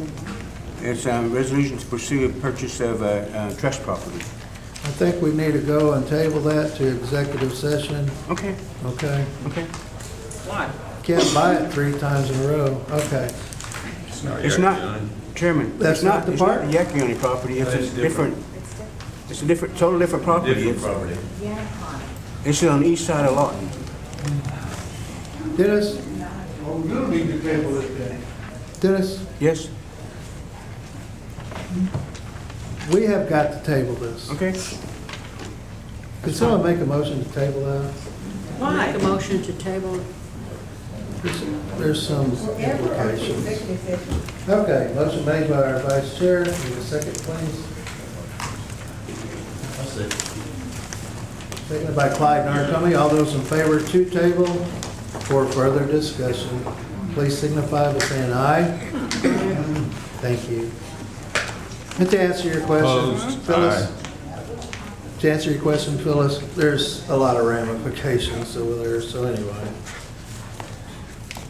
Anyway, here we go, resolution number 74-19. Is this mismarked here? I got 73-19 and 74-19, Julia. Oh, this is the Masecki family that we are, that's the one, right? Okay, that's the one that we did amend to put in exec session. Okay, all right, thank you. Mr. Red Oak, you got the floor on 75-19. What happens to 70? Who's going to NCAI? Robert? Well, go ahead, read it. I didn't know about it. You brought it forward. Read it. You want me to read it? Go ahead. Get out one. I'm going to begin part. The Sure. National Congress of American Indians advances tribal sovereignty as a unified voice of Indian country. And whereas the Comanche Nation has been a credentialed member of the National Congress of American Indians, and now therefore be it resolved that Robert Tippecanoe, a present alternate Southern Plains Vice President of NCAI, being the primary delegate of Comanche Nation, is authorized to attend and travel to the summer NCAI meeting scheduled June 23, 27 in Sparks, Nevada. That's it. Resolution number 73-19. I need a motion for this approval. I'll make that motion, Mr. Chairman. Motion made by Mr. Clyde Narcombe, I second it. seconded by Lady Vice Chair. All those in agreement on resolution number 73-19, please signify by saying aye. Aye. Aye. All those opposed, same sign. Okay? Tomacare Land will go into exec, then come out. Can I make a motion before we move? I'll second that E-motion. No, go ahead, sir. What is it? Given our elections forthcoming in June, that Saturday, Yes, sir. my motion is to move our CBC meeting to the second Makes Saturday in June. What date would that be, Julia? June 8th. June 8th. Motion on the table, move our June meeting to June 8th. Need a second. I second. Seconded by Mr. Clyde Narcombe. All those in favor for this action, please signify by saying aye. Aye. All those opposed, same sign. It will be election weekend on May 31st and June 1st. All right. Mr. Red Elk, you told us we have need of a vested interest into something very, very big. So, sir, you promulgated this resolution, and this is resolution number 75-19. You have the floor, sir. Thank you. Whereas the Comanche Nation is a federally recognized Indian tribe with a constitution approved by the Secretary of the Interior, whereas the Comanche Constitution establishes the Comanche Business Committee as the duly elected official body designated to conduct business for and on behalf of the Comanche Nation. Whereas since 2005, the Business Committee at that time enacted the Comanche Nation Charter to officially do business under the incorporated name of the Comanche Nation Enterprise. Whereas since 2005, there has been numerous boards appointed, and the only concentrated endeavor accomplished was a construction company. And whereas there hasn't been an enrolled Comanche member that's been at the head of the operation of this construction endeavor, nor has there been an established mentoring of an enrolled Comanche member to be at the head of the operations of this construction endeavor. And therefore, be it resolved that the Comanche Business Committee hereby calls for Mr. George Stadenapper to be the co-director of the operations in a mentorship capacity of Comanche Nation Construction. Mr. Stadenapper has the credentials and experience to be the Comanche Nation's vested interest in the future of the Comanche Nation construction. Very good. Resolution number 75-19. Need a motion to continue. I make the motion. Hot dogs, jump ball. Motion made by Lady Vice Chair. Need a second? I'll second. Seconded by our Secretary Treasurer. All those in favor for vested interest of a Comanche Nation member, please signify by saying aye. Aye. All those opposed, same sign. Comanche boy, come help us out in Oklahoma City. Give him a hand, everybody. About time, about time. Now bring money home to your shareholders that are all here. Manamsoy. All right. Hello, Ms. HIP Director. What are we doing here? I'm the Director of Home Improvement, and we like to change some guidelines in our application.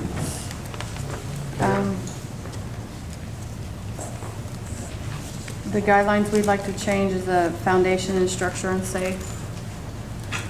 We'd like to change that to structural repairs due to the foundation work being costly. It could be costly. You mean like that ramjack thing that Barry Switzer's always talking about? That kind of thing, we don't want to do that kind of thing? Or, Foundation to homes, like the, okay, where they send something all the way to the bedrock, is that correct? We don't want to do that one? We do want to do it? we don't want to do it. We don't want to do it. Okay, all right. Are you doing it now? No, we've never done it. So why, what did I miss? How come it's being brought up? Why are you talking about it? Because we have a few homes that need the foundation. That literally need that, and we Yes. can't, okay. So where do they go? I guess if you're a homeowner, you go to your pocketbook. I know it's a novel idea, but So you just want to put it in your policies so that you can tell people that they can't, don't provide that service? Well, in our policies, it says foundation and structure unsafe. Due to those type things, we list what we are able to repair due to that happening.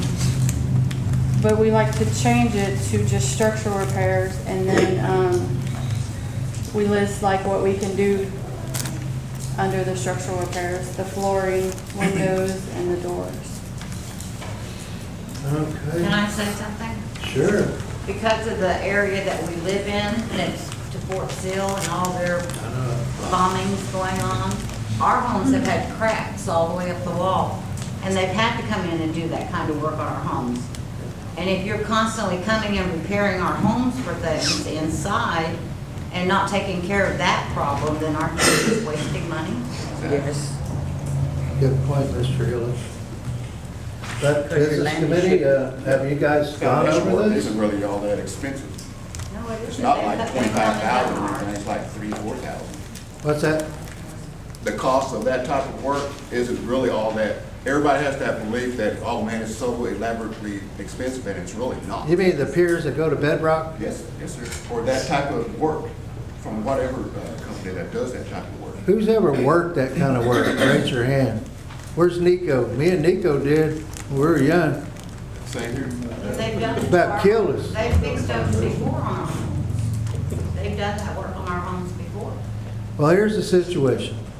Most of our homes, 76 HUD homes, where they're doing a rectus-set building of the rooms over here south where the Ring of Honor is.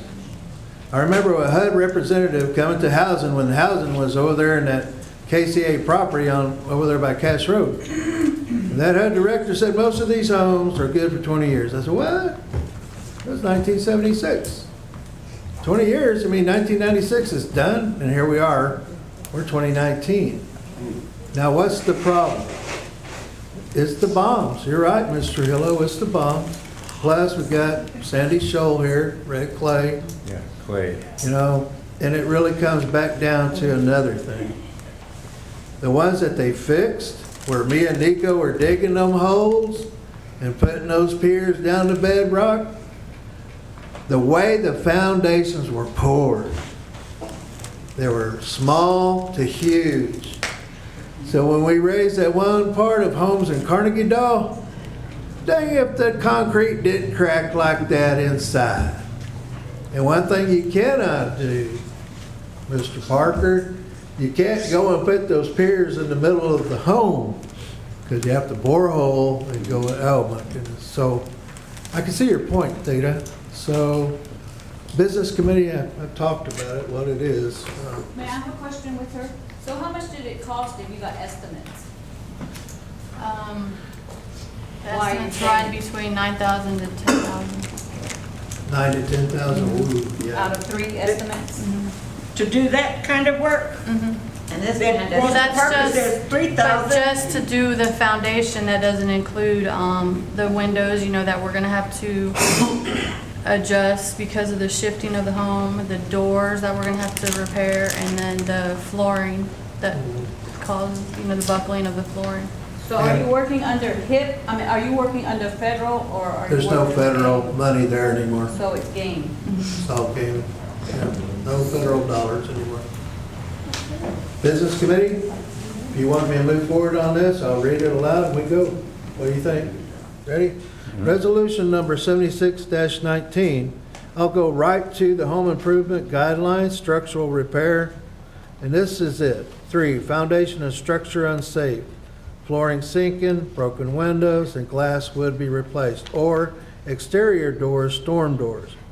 Whereas the Comanche Nation Home Improvement Program guidelines will be defined and amended to read as this. Structural repairs, flooring, replace subflooring due to sinking with laminate. Flooring, no carpet. Broken windows, replace broken windows or windows that need to be reset or readjusted. Or exterior doors, replace and adjust exterior doors due to shifting and doors that are broke. Now therefore be it resolved, the Comanche Nation Business Committee, acting for and on behalf of the Comanche Nation, will approve the amended part to the HIP program guidelines for such intent. Resolution number 76-9, I do need a motion to approve. So just because you don't want to do that type of work for a person's foundation, that you want to change the wording in order for it to be deleted as one of the things that it can do, because we don't have the money to do that? How many people have put in an application for such a thing? I think Exactly. Rudy had like 40 of them at one time. And Rudy told me, hey, that's So 400,000. how many do you have? That's 400,000. How many do you have For the that? foundation, Yes. I have 3. 3? 3? Oh, 33? 33? Three. But the past record. You want to change that for Excuse me, three homes that want to excuse me. have that kind of, She's changing it for three. There's 40 homes that were on record Yes. that Rudy, who was the last Yes. director, had. Yes. That needed it. And that came up to a dollar figure, like you're quoting. It was close to $400,000. We didn't have the money then or the money now.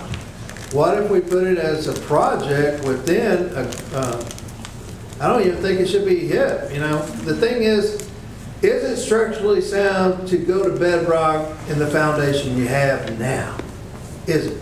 Atopney Acres, Comanche Chaparral, Little Bear Loop, Camp 7, is it logical? Yes or no?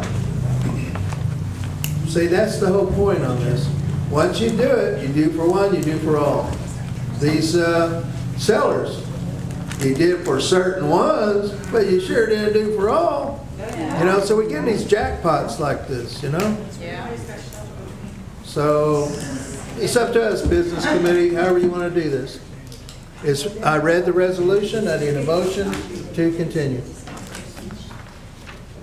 Well, at this point, it's very costly, and it looks like the 40 plus 3 are still standing. She said she only had 3. Yeah, but the backlog is There's still there backlog of waiting. 40. They were denied, and if, I would imagine if they were denied, they found out 3 was approved, they'd come forward. Right. Yes. I'd like to see. So the point is, no. Yeah. No, we're here, it's on this table. Nobody's got up here, so need a motion? Need a motion. I make a motion to approve. Motion to approve. Need a second? I'll second. Seconded by the Secretary Treasurer. All those for approval of resolution number 76-19, please signify by saying aye. Aye. All those opposed? Same sign. All those abstain, same sign. Okay. There you go, Theta. And, you know, honestly, by next annual meeting, start getting the most destructive things to where our heart is supposed to be, our homes. Let's just brainstorm it in the budget sessions. And if we have to call it a line item for the people and say, this is happening, you know. It should have been done when there were 43 homes on the list. That's been going back, so I said, 2 decades ago. Tina, on your program, what is your program name Never came to of me your before. program? Is it home improvement? Yeah. So what happened? So you need to change your name then, technically? Most of these programs came on with the small federal grant, and then the government You need to used, change the name if it's not home improvement and you're not gonna do what you're gonna do. True? they do home improvement. But they don't do the foundation. They never did the foundation. No, they didn't. I'm just saying they're not gonna do the foundation, so technically it's not home improvement. Yeah, it's home improvement. Home improvement is the foundation. They improve homes. It is. They made improvements to homes. They did. All right. All right. Did you want to move on this motion, Mr. Tiffany? Which one? You got one in there. Oh, motion? Julia, can you keep the Secretary Treasurer? You had a motion here? I want to move it to exec. I think we Okay. need to let him talk about it. All right. Eddie? Eddie, you want to go on this motion of the pass from 20, you wanted to rescind something today that happened on April 1st, April Fool's Day, 2017. Let me find it here. I want to be sure it's worded right. Robert, did you get it worded right? It's for you just to rescind. For you to read. Okay, motion by Robert Tipper, County Secretary, Treasurer, to rescind the motion. That's when we're gonna, April 1st, 2017, which stated, no CBC shall be involved, give direction, or interfere with the operation of the government or gaming entity.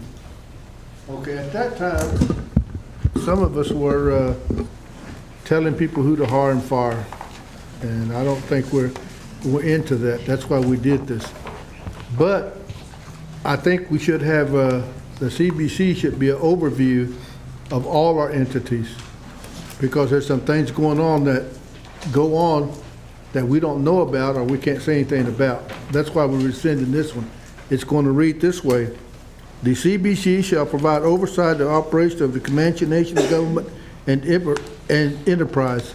Oversight means you're just going to look it over, overview, just check and see what's going on. That's what we're going to do.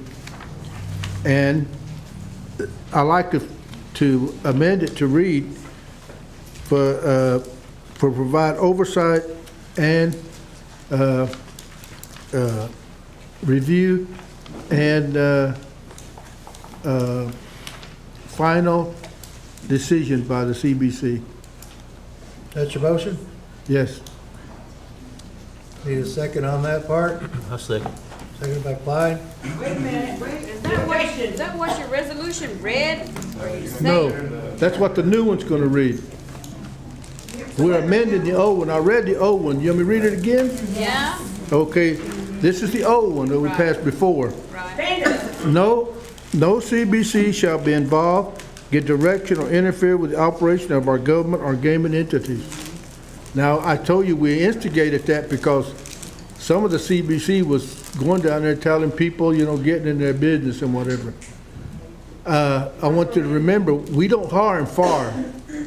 We don't hire, but I want us to have an overview and oversight of what's going on. Like, we could come down there and talk to you.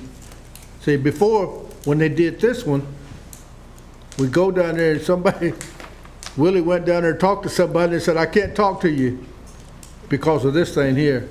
Okay. So this is, some of us want information, I can't talk to you. So that's why we're rescinding this one. So we can look and have an overview and oversight of all our programming entities. We can look at it. And I also would like to go so far as I amended it. Did you get the amendment? Yeah, that we can go down there and review what I'm aiming for is we got some complaints or this, what do you call them when people complain? Grievances. Grievances. We have people with grievances, and I don't think the workers are treated correctly.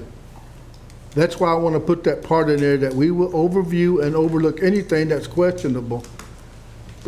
And also we're going to work, in case the workers are interested, we're going to work on that policy and procedures to implement something like that in there again, because it's not giving the workers any recourse, and I think they should have something, and we should have the final say on it, because we're the final say on everything anyway, beside the people in general council, but you elected us to do that, and I think we should, if something comes up, that we should look at and maybe reverse it, but we should have the final say-so on grievances or anything else that we think is questionable as a group.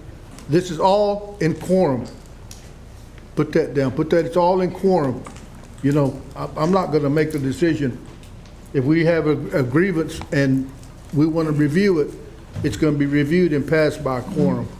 I'm always keep that in mind. Our Constitution says we can do things as long as it's in a quorum and doesn't conflict with the Constitution. So that's why I want to put this in there and change this one, because I think we should be more involved with what's going on with our programs and anything. I don't. May I speak? Go ahead. My name is Summer Pequeño. I'm currently the acting director for human resource. I have to stand here and say that I don't agree with the CBC being involved. I feel like that's why we hired the tribal administrator. Exactly. He or she would be the middleman to talk with the CBC on grievances or whatever the issue may be. We recently, last month, we went in front of the CBC and had a resolution amending the policy and procedures for the grievance procedure. And I feel like we haven't given that enough time to work through to see if that procedure is even going to work for our employees. I'm solely here for the employees, and I really don't think it would be a good Okay, thing. some of the problems we have has been with our TAs. See, that's why, if ever, you know, we're all kinfolks and friends and all this, that's our biggest problem.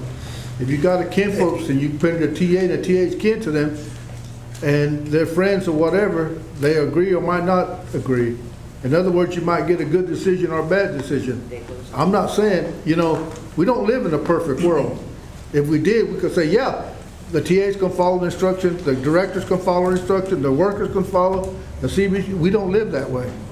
That's why we had so many problems with, you complain, and it goes to somebody, and the TA don't even talk to the worker. I'm saying somebody should talk to the worker to get both stories here, because the TA is just gonna hear one story. I feel like in the He don't past, call in the worker or the people and say, what's the problem? He don't do that. He either agrees or disagrees. Okay, I'm saying whenever there's a big conflict with these grievances, then we should have the final say-so. That's all I'm saying. I'm not saying we're gonna get involved. I'm saying we should have the final say-so if we think something is wrong. Because how many times we foreign people and whatever without any recourse for the worker. That's all I'm saying. Summer? Just don't, Yes. I appreciate you standing up. I think elected people need to stay the heck out of it because they're elected. Exactly. Attend to the business as the Constitution states. There are divisions within what the CBC, their duties and responsibilities are. There wouldn't have been an issue about not putting or having the tribal administrator's position put into the Constitution. That tribal administrator takes care of the employees as well as the departments.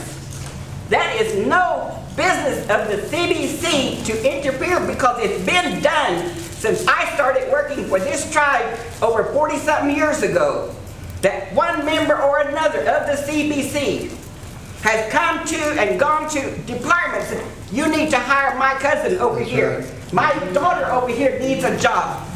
And if you don't, letters have been handed to those They're fired. directors. The TAs were fired. okay, the TA can, okay?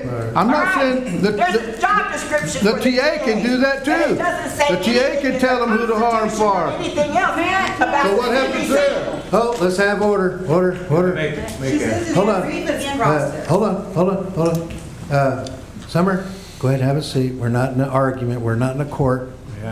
Go ahead, Robert. Okay, I agree with Summer that we have not completed the review of HR policy.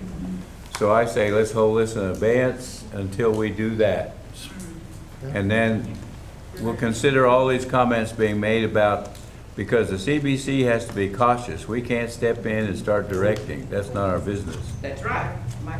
And I want to speak. So I Okay, pull agree. this and say, Okay. let's table it until we Okay. finish the HR policy. That's your motion on the table? There's a Yes. motion to table. Sir, Yes. if I may, have a word in this also? Can it wait till this motion goes to a Yes. second? Okay. Thank you. Motion do need a second. I second it. Seconded by our lady vice chair. All those in favor to table this, please signify by saying aye. Aye. All those opposed, same sign. Okay. An amendment to that until after Sure, the new tribal administrator, whoever he or she may be. sure. And it comes down to this, Phyllis. The main reason, and this is history, Phyllis knows too, the history, TA. Wow, one year they went through 7 TAs. Francine, you know those times. 7 TAs due to the fact of what? You better hire my nephew there or you gone, boy. Well, didn't, gone. You better hire my brother here, didn't, gone. And that's just crazy. And so the people said, guess what? We're gonna hire them for a year. We're gonna hire them, it's our hire. So that's how it's been. Yes, Gabby? One main comment is that the CBC has authority over the TA. If you remember, the CBC suspended without pay Willie Owens, and then the council backed that up. They approved it. And I like that where you get it sounds like our personnel policy needs amended real bad. Because we fart more people in 2 months than we have in 2 years. And it's really bad up there. The working environment is terrible. You know, so that, we need to do something with that personnel policy. Amend it where we protect the employees. Our resolutions have ended. Mr. Ramos, I promised you to give you some time, and hold on, sir, I'll give you some time as soon as we have new and old business of Mr. Nolan Tadenapper and Edward Tahawa. Can y'all come forward, please?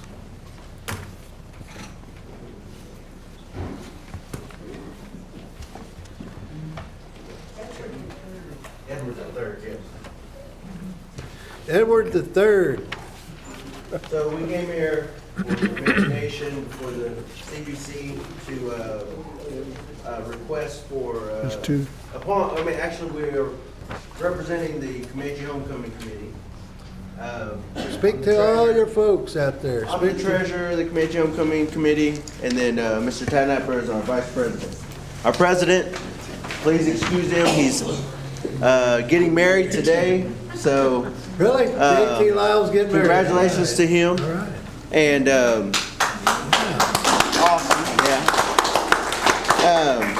But we wanted to come forward, and we requested to do this for the general counsel, but we were unable to do so. So we just wanted to come forth and ask the CBC for if we could request a monetary help. What is it? You're asking us assistance for the Comanche Homecoming powwow. I'm glad what you guys did. Now, on this, guys, we got your staff, you got the cost of operations, you got the cost of your categories there. I don't see rations. Hey, no, I joke. But anyway, Lady Vice Chair, she was told about this, and I'd asked her if she would do her part in this part of our meeting. I believe we should support this because this is one of our long-standing powwows and honoring our veterans, and I think that is great. I do have a few words for that. Is the Indian celebration honoring the return home of the tribal Thunderbirds in 1952 of the 45th Division. And so, I mean, this is history. We didn't even vote on our Constitution in 52, and this powwow's been going on that long. So this is an excerpt from 1997 powwow committee. The Walters Indian powwow, it is as it is first referred to, is one of the largest powwows in the area. We want to get it back to there. The oldest annual Comanche powwow still in existence. Not even the Comanche Nation Fair is that old, you know. Comanche Nation Fair is still in the 20s or 30s, maybe 20s. This is a celebration of tradition and spiritual warmth of those families, relatives, friends, guests that have continued to travel across the United States to come home and take part in each year. So this is why we asked for this, because it is the oldest one, 67 years. Turn around and face your folks if they got questions. 67 years. If y'all got questions for Mr. Tadenapper or Mr. Tahawa. Mr. Tahawa, I would like to say that you're also the only powwow that still does the horse stealing dance. Yeah. And that is a big part of our culture. We're horse people. Mm-hmm. And I think that, altogether, you know, you all have done a great job to preserve our culture. Yes, ma'am.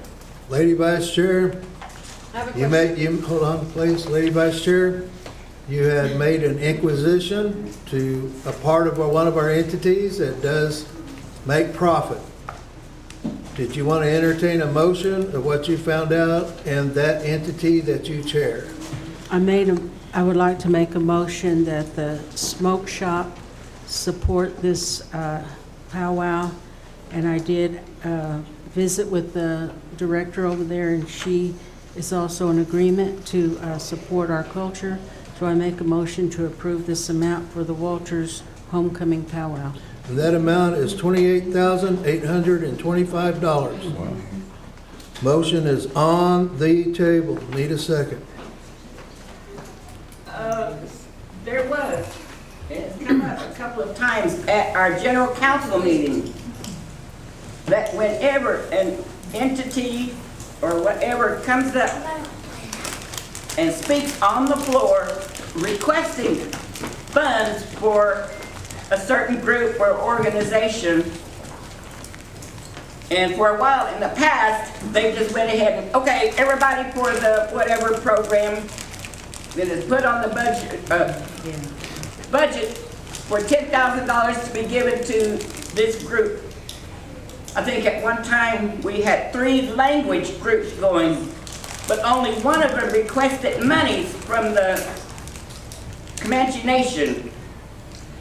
But I even brought up the question then, if we have to give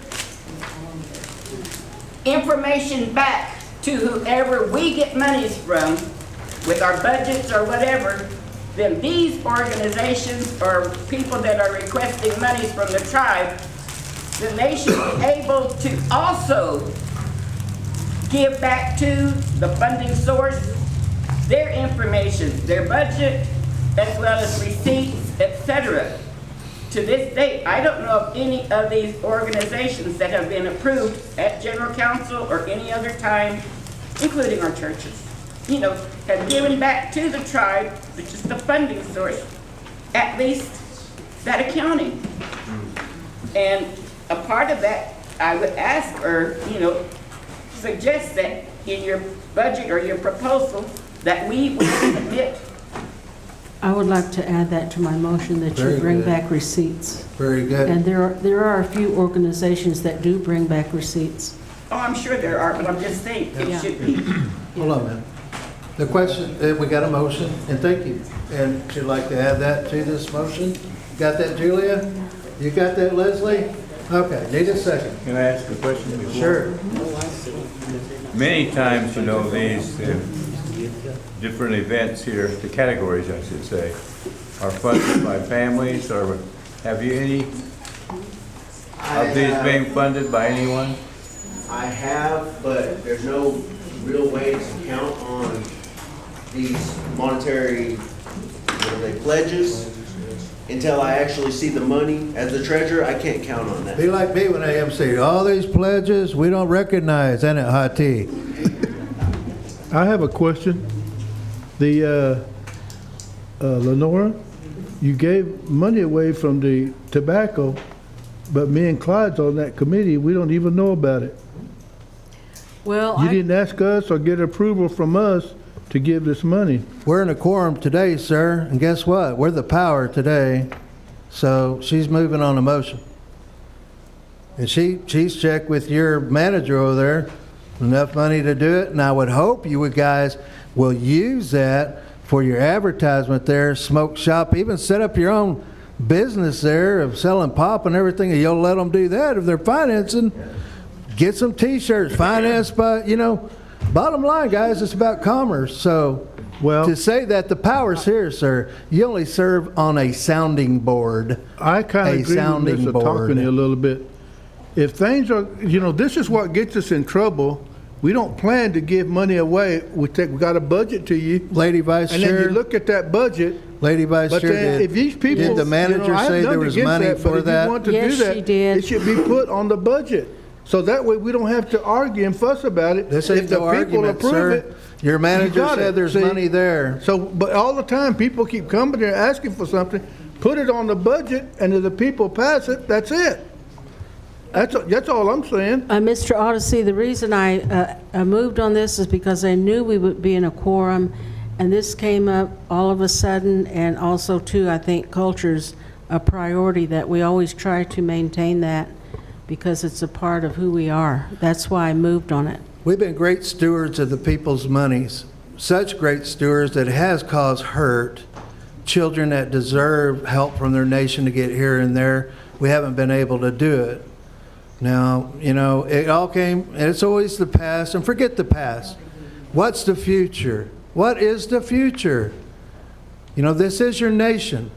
This is an iconic part of our nation.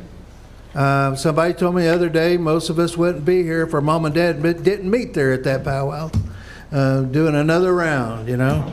So, bottom line, it is what it is. There is a motion on the table. I do need a second. Mr. Chairman, Yeah, I got a comment. sure. Our previous TA, Mr. Jimmy Otterberry, Yes. I was talking to him, oh heck, I don't know, 2-3 years ago, and we was talking about this Comanche homecoming at Walters. And he told me, he said, that's the only homecoming Comanche dances that were legally bound to give to these guys. I don't know where he read it at, but that's what he told me. He said it's the only powwow that the tribe is legally authorized to give money to. That powwow there at Walters. That was just a comment. That's what he told me. So You know what? I've heard that many times, knowing the founders, and all of us are connected or related to most of the founders. You know, a lot of people lay claim, we did this, we did that. It was all the Comanche people. And, you know, we're distinctly different to be dancing within the sweat lodge, hey? It's always 100 plus, you know. You know, that one year was perfect. And it said, come sweat with us at Walters Powwow, you know. So, I can make a comment also. sure, go ahead, Johnny. You know, not only are we a horse culture, but we're also a warrior-based society from way back in before history. I mean, and that's what we were doing down there, is honoring those warriors that when they come back from. I mean, there's no greater honor in that to me. But on the other side too, you know, as long as there's receipts, I don't see any problem with Uraco, na mesana. So you gonna second that motion, Johnny? Yeah, I'll second it. Seconded by Johnny. All those in favor for this motion posed by our Lady Vice Chair, please signify by saying ha. All those opposed, okay. The haws have won. You got your money. Thank you, Lady Vice Chair. Bye, guys. All right. Does it pertain to this group here? This lady has a question. Are you gonna have rations? It's on the Yeah, it's list. on the It's on the list. Yeah, you didn't have rations on there. yeah, he does. It's not ration right here. You know, Walter Service Get Club. us out, you gotta feed it.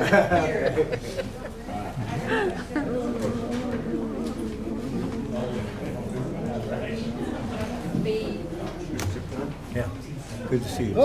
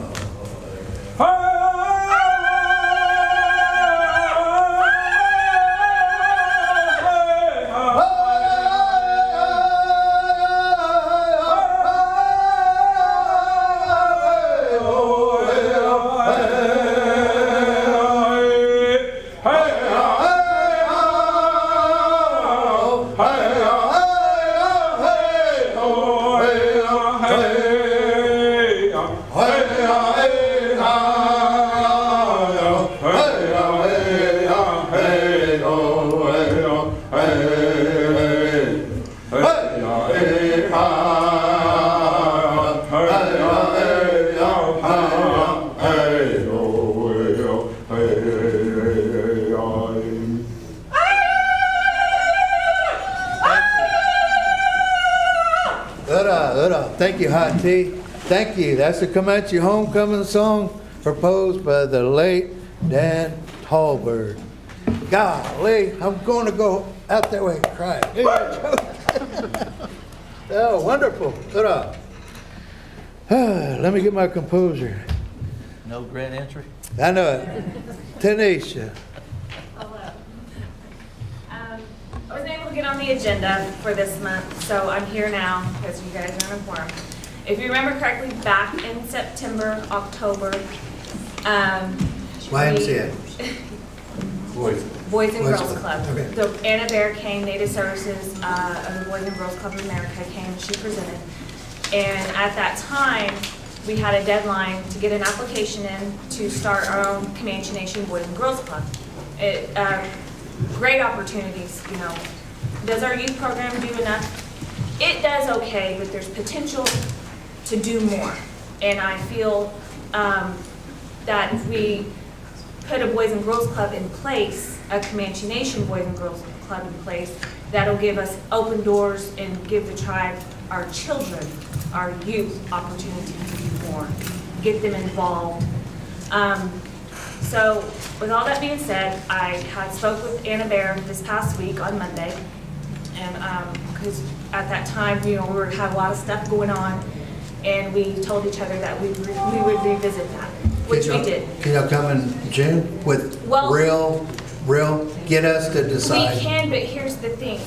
If we put in an application now, Yes. the Red Nose Day campaign will give the Comanche Nation $10,000 to go towards the opening of the Boys and Girls Club. You got that in writing? I can get it in writing, they can email it, it's all there. It was kind of quick, impromptu, and I said, well, I can go to the meeting and see how they feel about it. It's something that we're wanting to do, because this is for our youth. I mean, we do tons and tons and tons. Tadisha, Yes. I have a question. What will the Boys and Girls Club provide for the students? Will it be more structure, Yes. more events? Yes, more structure, and anything. I mean, it's a tool. All these tools are there for the taking. Once you become part of their organization, they will send your staff to, the youth program staff or whoever, they will send them to training for free. And of course, you gotta pay for their plane, hotel stay, but the training itself, they're gonna give all of this stuff to the tribe for free. And it's a small network right now, and they're wanting more and more tribes to get involved to become a Boys and Girls Club. I think right now in Oklahoma, there's probably 4. Yes. Boys and Girls Club. Yes. My children attend the Boys and Girls Club up in Mayetta, the Prairie Band, Yes. Potawatomi, and they do all kinds of stuff. They travel all over the state of Kansas. They're already taking them to colleges. They do golf tournaments as well as traditional culture stuff.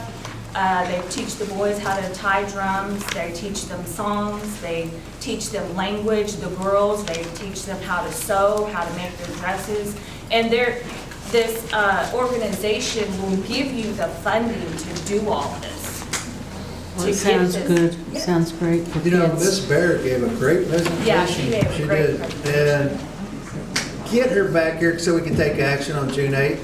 But give everything to the money man, the Secretary Treasurer about this week coming this way, so we can and really. that 10,000, we could use that for whatever. You could use it towards a building, you can use it towards Yes. remodeling, whatever. It's gonna go. I think you had a question back here, young lady. I was just going to say that I've worked for the Boys and Girls Club for the past 12 years, not with the native-based Boys and Girls Club, but with Boys and Girls Club of America. And the opportunities that they give for the kids are just enormous. So we've worked with like the Thunder, Wes Welker, I mean, any celebrity that's Oklahoma-based. And they do college tours, like she said. They'll do like STEM training, and they'll, like she said, send people out to do STEM training. Yes. And so, yeah, if we could get a Boys and Girls Club for the tribe, that would be amazing. Can you state your name for the record? It's Crystal Rodriguez. Okay, all right. Would this be under a private group of Comanches that are wanting to form this Boys and Girls Club? Or by talking about it today, are you wanting it to become a part of the tribal government? it's gonna be part of the tribe, it's not gonna be a separate, I'm not sure how it's not up to me or anyone else, it'd be up to this council to decide what they wanna do. Do you wanna replace the current youth program with the Boys and Girls Club, or do you wanna do something different? I mean, it's, You know, it kind of connects. Under the umbrella of the youth program. It connects. But not replace it. Think about Kahoma. We made just a few cosmetic. It needs to be better, dynamic. Walter's better dynamic, Cash. And of course, if Louis was here, we're doing something in Anadarko. and that's what they were, back in October when we first did this, they were giving the tribe $40,000 per site. The Apache site, the site here, the site in Walters, and the site in Cache. Correct. They were gonna give that money, that was Correct. $40,000 per site, and that money could have went. They have Modeling. curriculum that we'd have to go by, so it's just not let's hurry up and do it. So please have that lady talk about that part, and that funding's still there for these locations. Hasn't gone away. Yeah. Hasn't gone away. So thank you, Tanisha. Yeah, With- Robert's a good person to talk to because the youth program concept in the very beginning has been Robert's. Yeah, we talk about that all the time, too. Okay. I promised to give Donnie some time on this floor. And I guess Gabby, you're gonna have time after Donnie. Yeah, I'm ready. But as far as everything, hi Geneva, what you got? Well, we got some folks in executive been waiting for a long time. If y'all could just keep it brief, can you keep it to 5? I'll keep it as brief as possible, sir. All right. And I will be civil because Oh, I made the comment that I have to be civil. and I think that's hold civil. on. But, That was just me getting my coffee. but several months ago, with the deal with the elections coming up, I made a comment in one of these meetings, probably 3 months ago. I brought up this Accountability Act and this election policy that this election is going by. And I made a comment that if this election policy is not in line with the Constitution, there would be problems. Now, there was a group of individuals that came up to our court yesterday that tried to file an injunction, and they were denied access to file an injunction because they did not have the home addresses of the CBC, which they wanted. This is what they were told. And I went back and I looked in our Constitution. Nowhere does it state anything about the Accountability Act. And I went back and I looked in our election policy. The Accountability Act is mentioned in there, but it is not defined. So I'm asking this body, how do we put something in an election policy that is not defined according to what y'all have disqualified candidates on? The body, and according to our Constitution, y'all are to qualify the candidates. Now, the qualifications are laid out in our Constitution. Exactly. I don't know if our attorney has read our Constitution or if y'all looked at the Constitution, but I looked through it for the last week because I knew this was going to come up with this Accountability Act. And I even spoke to some of y'all at the General Council meeting about this Accountability Act because I know of individuals that it was going to be tried to be used against. I'm bringing this out in open session. Where does it say anything about the Accountability Act in the Constitution as being one of the qualifications? Now, there are qualifications in there, but nowhere does it say anything about some of the things that some of our candidates that were nominated are being disqualified for. In order for them to be disqualified, they would have to be disqualified by what's stated in our Constitution. Am I right, Mr. Attorney? Because we had a court hearing that this election went forward with that says our Constitution are our guidelines, and they should be followed. This Constitution, this election policy is not part of our Constitution. Now, back in 2006, 2005, the election board was brought before the general council, and it was voted on at general council to be part of our election process. And we all know, several years back, that election board was disbanded out of accordance with what our Constitution says with a quorum, a full quorum present. So, and I went back and I looked at our secretarial election ballot to see if the Accountability Act was mentioned in the amendments to our election, our Constitution. It's not mentioned. It does mention the qualifications of officers. And it says qualifications of officers. Anyone who has been adjudged or convicted of a felony, a misdemeanor involving dishonesty, bribery, embezzlement, or any improper appropriation or obligations of tribal assets, improper addition or removal from tribal roles, any indebtedness to the nation, or fails a drug test shall not be eligible to hold office. That's what's in our constitutional minimum.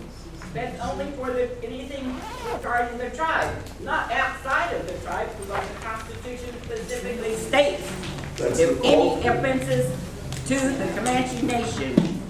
So somebody here could go out and rob a bank and get convicted as a felon out there, but in our Constitution, it only addressed if you committed a felony offense against the Comanche Nation, correct? And this is, yes. And one of the things I'd like to bring up, where in our Constitution does it say what the qualifications of tribal administrator are? It doesn't. According to our Constitution, tribal administrator doesn't even have to be Comanche. It doesn't say it has to be a Comanche member. You know, I plead upon you all to read the Constitution. And I brought this up several months back, that the election policy is not in line with the Constitution. And this is our superseding document, our Constitution. That's one of the lawsuits that was brought before the courts with our last election. And I think it's a shame that our nominees couldn't follow an injunction in our own court because they didn't have the home addresses of the CBC members. And they're trying to push the ballots out Monday. Mr. Ramos, if you're finished with your questions, I would like to call on the attorney to explain our part in the Accountability Act. My only question is it part of the Constitution or not? Okay, yeah, sorry, I just didn't want to interrupt you, Mr. Ramos. I don't enjoy being rude or anything like that, or dismissive for that matter. So to answer your question, where does the CBC's authority come for qualifying candidates in the Constitution? It is Article 6, Section 7, subsection B, which says, the duties and responsibilities and authorities of the business committee shall include the following: to determine the qualifications of candidates nominated for office and to conduct elections. And so, in addition, another duty that the Comanche Business Committee has is to promulgate and draft ordinances and policies for the Comanche Nation. And so what the Accountability Act does is it puts the nation on notice what qualifications the CBC will accept for candidates.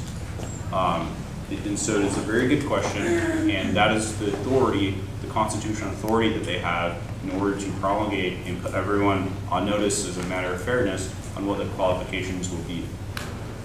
Good answer, and I appreciate your feedback on that. Now, let's go back to what the Accountability Act states. It states past and present.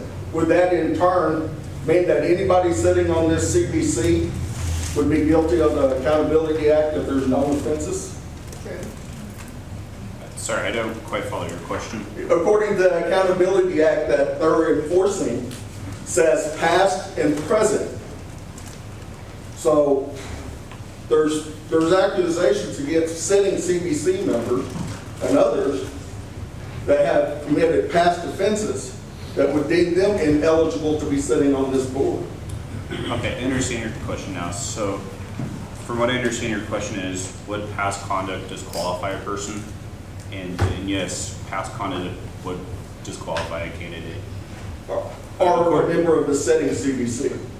Correct. And who's to make that decision or judgment on what was committed past or present? And then we go back to what was brought up in Mr. Nelson's lawsuit, ex post facto, being found guilty of something, enacting something that would happen past back. I think you're convoluting the waters here.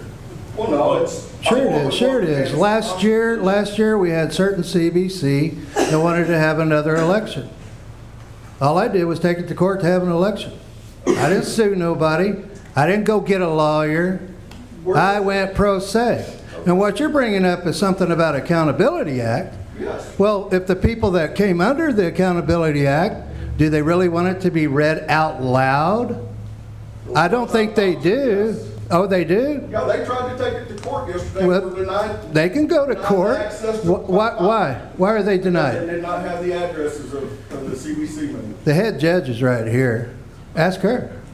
I'm sitting here horrified. I'm just sending Okay. messages to my. Bottom line, a court, this is America. Donnie, one of your nominees that you nominated didn't even pick up a packet or go to the drug test. So, you know, I don't know what you're arguing here. You know why? No, I Because don't. they didn't want to have to fight the Accountability Act.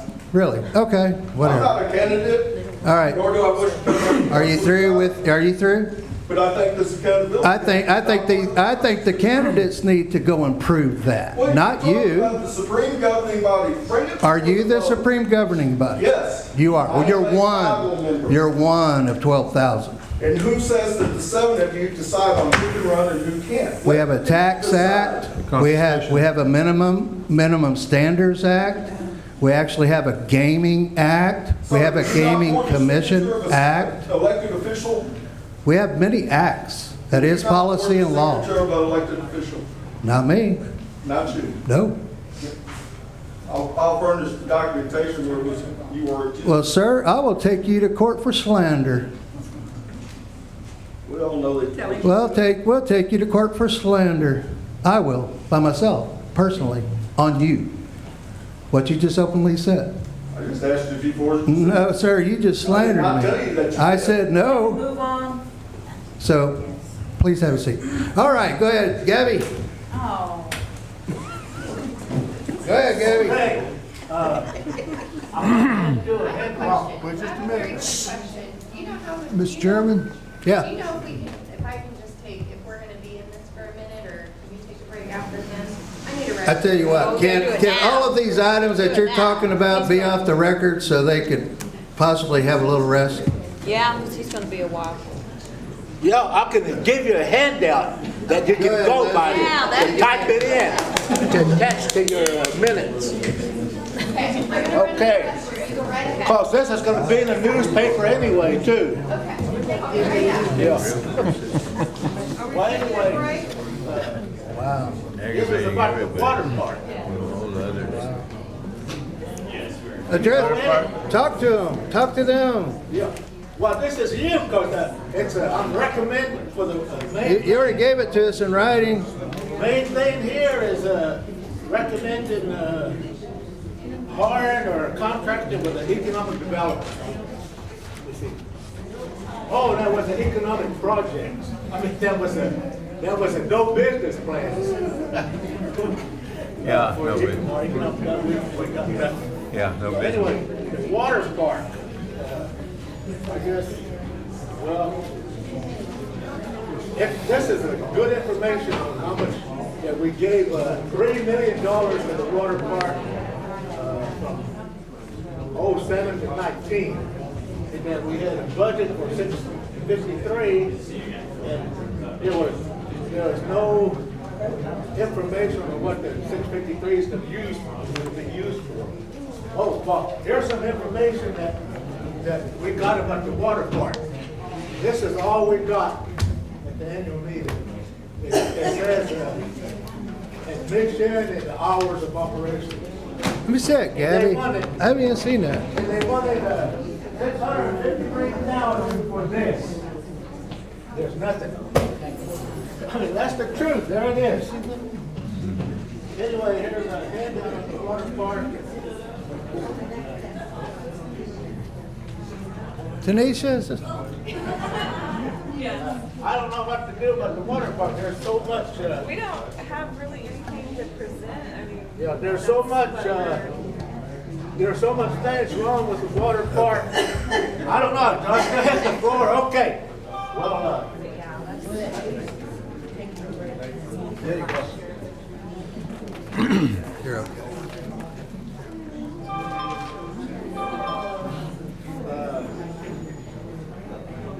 Maybe we should put a special council meeting for the 60%. That's also should add the audit and maybe the water park. I guess one of the main things is to CBC resolution to require a comprehensive report on the water park by the director. This has gone too long. All the past years, it's been used as a slush fund. So that's the main things that I would.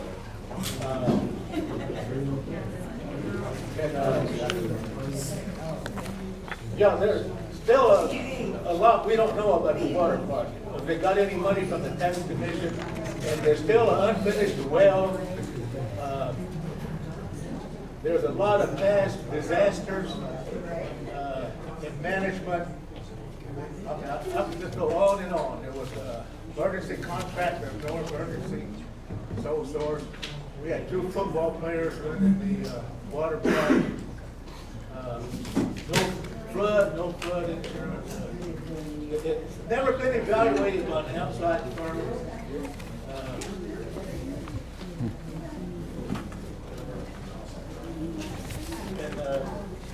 We were talking about money a while ago. We still have $328,000 that we can use for anything. Rainy day fund. I don't know if you could use money for audit. I'm about to bring that up. Because if it's going to cost $870,000, well, there's $328 there, so we have $542,000 more for that audit. So that'd be a good agenda item. I'm kind of running back and forth. That'd be a good agenda item for the special counsel in the audit. That way we can vote and say, hey, we want to put a budget in the annual budget or something, or approve the 328. This approves Cia and Churro to use that for audit. Put it in the next referendum vote. But anyway, this is like I said, this is good information. I spent a lot of time on this water park information. Everybody needs to know this. So I'm going to have this put in the Comanche newspaper. That way you want to read it in detail. It's all true as far as I can see. But like I said, there's so much that we don't know. So I just summarized it. Let's face it. All those years of our operations of the water park, any profits and money from our annual budget was a slush fund. So that's about what you can say about our water park. There's never been no financial reports. Everything's always been secret. There's all intentional mismanagement. You know, that goes on and on. And the $653,000 for the water park could have been used in the audit, because the audit will pay for itself with future savings. And I doubt if the water park will pay for itself. I doubt if the water park will give us $3 million and plus $1 million for the rate loan. Gabby, This is good information. okay, it's good information, but do we own that water park? Do we own the water park? No, we don't. I don't know, third or maybe 40% of it. KCA owns it. All the fixtures that are there, who owns that? Be quiet back there, because I don't know why there was such a big slide ordered 3 years ago, or whatever. Any bottom line, Gabby, we never owned it. It's a flood zone, we'll never own it. We just got a free lease for bailing out the two other The tribes. land. Yeah. You're talking about the land. Well, the fixtures too, sir. Throw that in too. Well, even the mayor of Lawton says, can you improve it? And I say, well, the lease is about to end. How can we improve something that we're gonna leave in 2 years in pristine condition? I don't know. Yeah. Well, maybe we just shut the, oh, that's the cuss. Maybe just shut that thing down then. And, cause it's in a floodplain, you know. If it's past, doing something with, maybe we should be on the, general council meeting, special, and maybe we ought to vote to shut it down. You know, that way we could have, $653,000 for audit. How many lease or rent a house in Lawton? Raise your hand. I do. Okay, can we fix it up? No. They're gonna reimburse us back? Can we put a new fence we put up around that house? No. What about new carpet? No. What about a new driveway? No. So that's where we're at. That's where we're at. I know. So Gabby, it's kind of a, are you finished, sir? You're talking about the water park still? Well, sir, that's what your whole handout is. Okay. I thought you were talking about, Okay. well, yeah, I don't know. Anyway, all I know, we can do a lot of stuff in that thing, but I don't know if we should. But another $653,000 down the drain, it seems like. And why do they need more money with?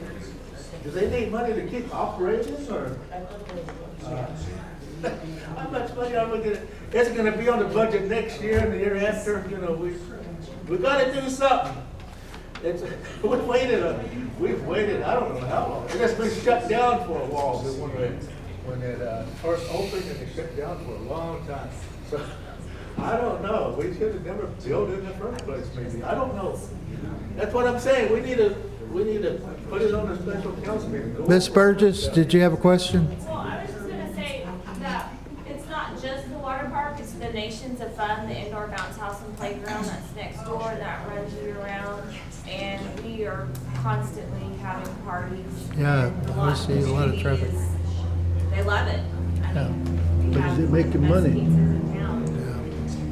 Did y'all get new pizza machines yet? Yes, we did. We're ready for the summer. Clyde sums it up like this. Clyde says it's a community place, and it is, and it breaks even. I mean, we're not, it's a break even. And it's employment for our children, it is. We all know that, so. And we beat Chuck E. Cheese out too. And, if you want to call it economic development, you go right back to, it's a lease. Everything belongs to somebody, and that's it. All right, we got one other person, Gabby, okay? Put it in the paper so we can all see. Okay. That empty building, they use it for balloons. Miss Geneva Hadley. I apologize. Geneva had asked if she could just have some time. I won't take too much of your time. Okay. Her name is Geneva Hadley. No, we're good here. I asked these ladies to come today. I asked all the families to come. It make a big impact. But I'm glad you're here, and thank you for showing up. Crystal came from Oklahoma City. These are families of MMIW. We all know who her daughter was, Renee's daughter, and her sister is Sam Manahan. Sam Manahan. And that's a cold case, and we're working on it. Yeah, we talked this week and we're working to try to open it back up. That's what we want to do. But I'm here today because I feel like we need to do something for these women. We have, so far we have, that I've counted, we have 9, possibly 10 missing or murdered women in our tribe. And my proposal is to establish a memorial walk like you have for the veterans. I'm proposing something like that. I don't have any paperwork. I just want to start right here and get approved before, I go out and get all the estimates and stuff like that. I'm not asking you for funding for it. I'm asking for permission to put it here up at the tribe. And we'll worry about the funding. So this is to honor her daughter, her sister, and all the other sisters that are missing in our tribe. And basically, that's why I'm here today. Geneva, you're a lady of few words, but you're a lady of big action. You are. And I send my condolences to everyone here. Renee, we all know of one that was in a jail cell. Yeah. We all know of one that was an elected leader, mysteriously in CNA country. Unsolved. We have 2 from one family. And we also have an anonymous one that, due to how she was killed, her sister doesn't want it revealed who she is because her father doesn't know, and he's up there in age, and so we don't speak about it. We can't, we can't say her name. We're just parliamentary rule. Somebody make that motion that they start here. We back this. We back their babies that explained a story to us. That they're quiet. They have to be quiet. I watched this goofy, stupid drama about Ted Bundy and how he got women. He tried to play weak, then get them, then kill them. My goodness. It starts here. We got the advocate here. She does action. She just doesn't talk. They're not asking for money. We allow them for their little ballet dancers to have a place to go. I say we go further. Someone please entertain a motion. And what they're calling upon is an actual place of remembrance somewhere here on our complex. I make a motion that Geneva and her group have a place of remembrance for the murdered and missing women of the Comanche tribe, and that they start here with their program. A second. Wow. Thank you. All those in favor, please signify by saying yes. Thank you.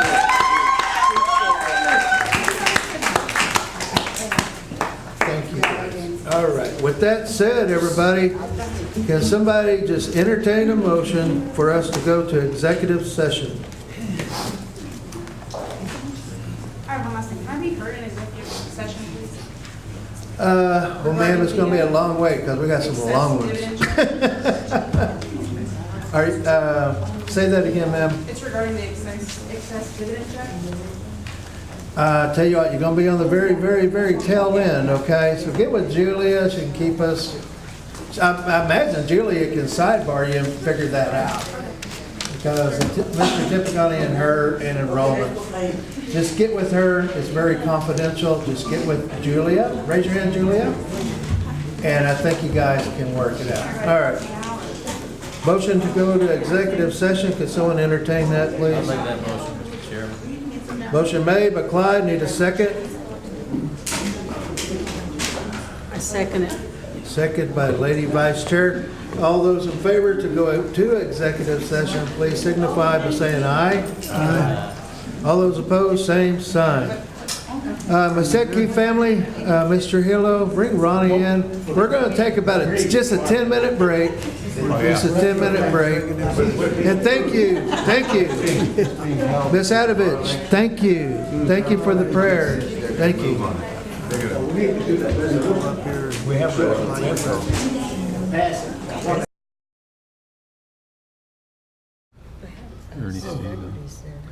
Okay. All right, on there. Thank you, Dustin. We're back from executive session. We'd like to go to the very first one, which is the Atomic Care Property. It'd be resolution number 74-19. And to get it correct, we're going to call upon Rosette LLP to go ahead and read it so we can move to the vote on it. Resolution number 7419, resolution. Whereas Comanche Nation Constitution, Article 2 sets forth, the purpose of this organization shall be to improve the economic, moral, educational, and health status of its members, and to cooperate with and seek the assistance of the United States in carrying out mutual programs to accomplish these purposes by all possible means. And whereas Comanche Nation Constitution, Article 6, Business Committee, Section 7, the duties, responsibilities, and authorities of the Business Committee shall include the following: subsection J, to promote and enforce ordinances and codes governing law and order to protect the peace, health, safety, and general welfare on land determined to be within Comanche tribal jurisdiction.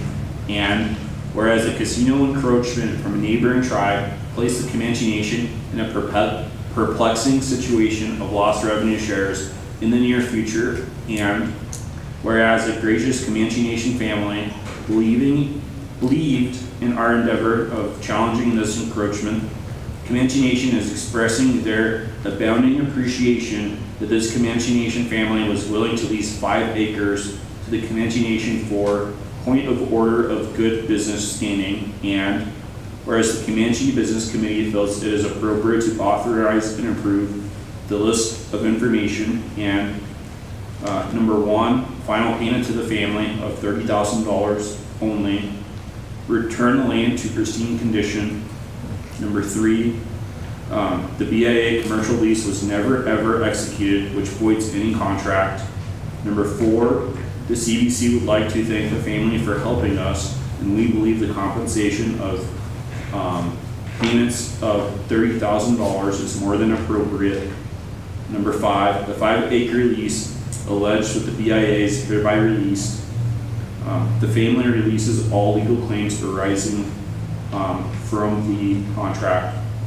Therefore, be it finally resolved, the Business Committee today in legal quorum assembly will call for a final payment to be made to the family, return the land to pristine condition, and void the contract due to BIA never executing a business lease to the nation. Resolution number 7419 has been read. I need a motion. I'll make that motion, Mr. Chairman, to approve. Motion made by Clyde Narcomi and seconded by Lenora Parker. All those in favor for resolution number 7419, please signify by saying aye. Aye. All those opposed, same sign. I abstain.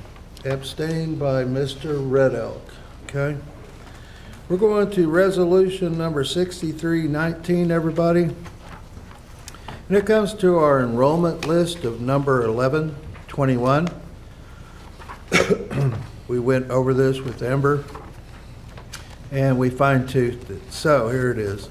This list includes the names of applicants who have been verified as eligible pursuant to Article 3, Section 1C, membership of the Constitution of the Comanche Nation, which states all descendants of allottees eligible for membership under the provision of Section 1A of the article having 1/8 or more degree of Comanche blood.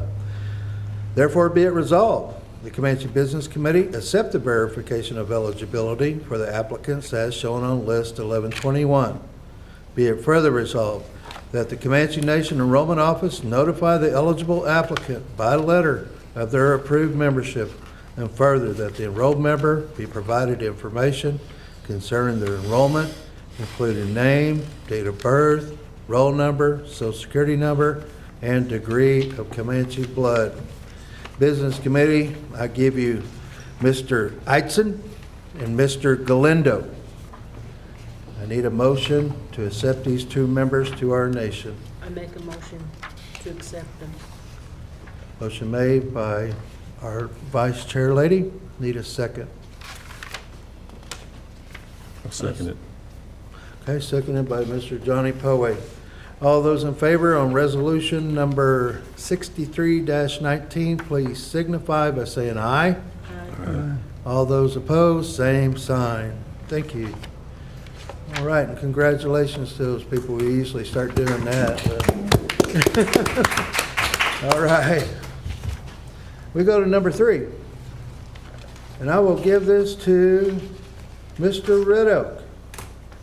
Mr. Red Oak, you want to entertain a motion for an interim CEO for Comanche Nation Gaming. Interim CEO. Could you please read it, sir? I don't have it, but I will make a motion to move Mia Tedenapper into that interim position. Mia Tadenapper, she does have a 4.1 GPA in her past, has a business degree in marketing, has a master's degree in actual casino at the University of Nevada, Las Vegas. The motion is on the floor for Mia Tadenapper to be our interim CEO. I second it. Seconded. All those in favor for this action, please signify by saying aye. Aye. All those opposed, same sign. Congratulations, Mia, if she accepts. Oh, I hope she accepts, okay. All righty. Number 4, Mr. Robert Tipiconi. It will be. When does this take effect? I think we just approved it, our action speaks today. No, it'll probably be more than Monday. Is it gonna be Monday or is it gonna be when we meet? Yeah, financials are going over, we ought to just go ahead and go on over there. Welcome her over there and walk it through. Monday. The buck needs to stop somewhere, and it's not us, guys, we're elected officials, so. All righty, Mr. Robert Tipiconi. On, 6719. okay. The Comanche Business Committee sees the critical need to provide residential treatment to Native Americans. Substance abuse contributes to a wide range of problems to include, but not limited to, mortality from suicide and overdose, financial, relationships, family, employment, health and legal issues, and violence and other criminal behaviors and activities. And whereas the mission statement for the Comanche Nation Residential Treatment Center will be as follows. The mission of the Comanche Nation Residential Treatment Center is to empower the personal transformation of individuals suffering from chemical dependency by providing a holistic approach toward healing and recovery in a safe and compassionate environment in order to maintain a life free of addiction. Whereas the Comanche Business Committee has determined that it is the best interest of the Comanche Nation to amend the policies and procedures for the Comanche Nation Residential Treatment Center and adopt the proposed amendment policies and procedures which shall be effective immediately. And now therefore be it resolved that the Comanche Business Committee hereby authorizes the Comanche Business Committee Chairman to sign and authorize a resolution amending the policies and procedures of the Comanche Nation Residential Treatment Center. There it is, right before us, resolution number 67-19. I need someone to entertain a motion to accept. I make that motion to accept. Motion made by Vice Chair Parker. Need a second for continuance.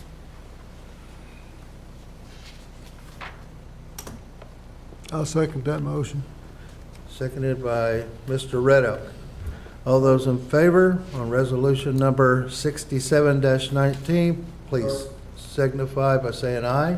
I make a comment. It's positive. Go ahead.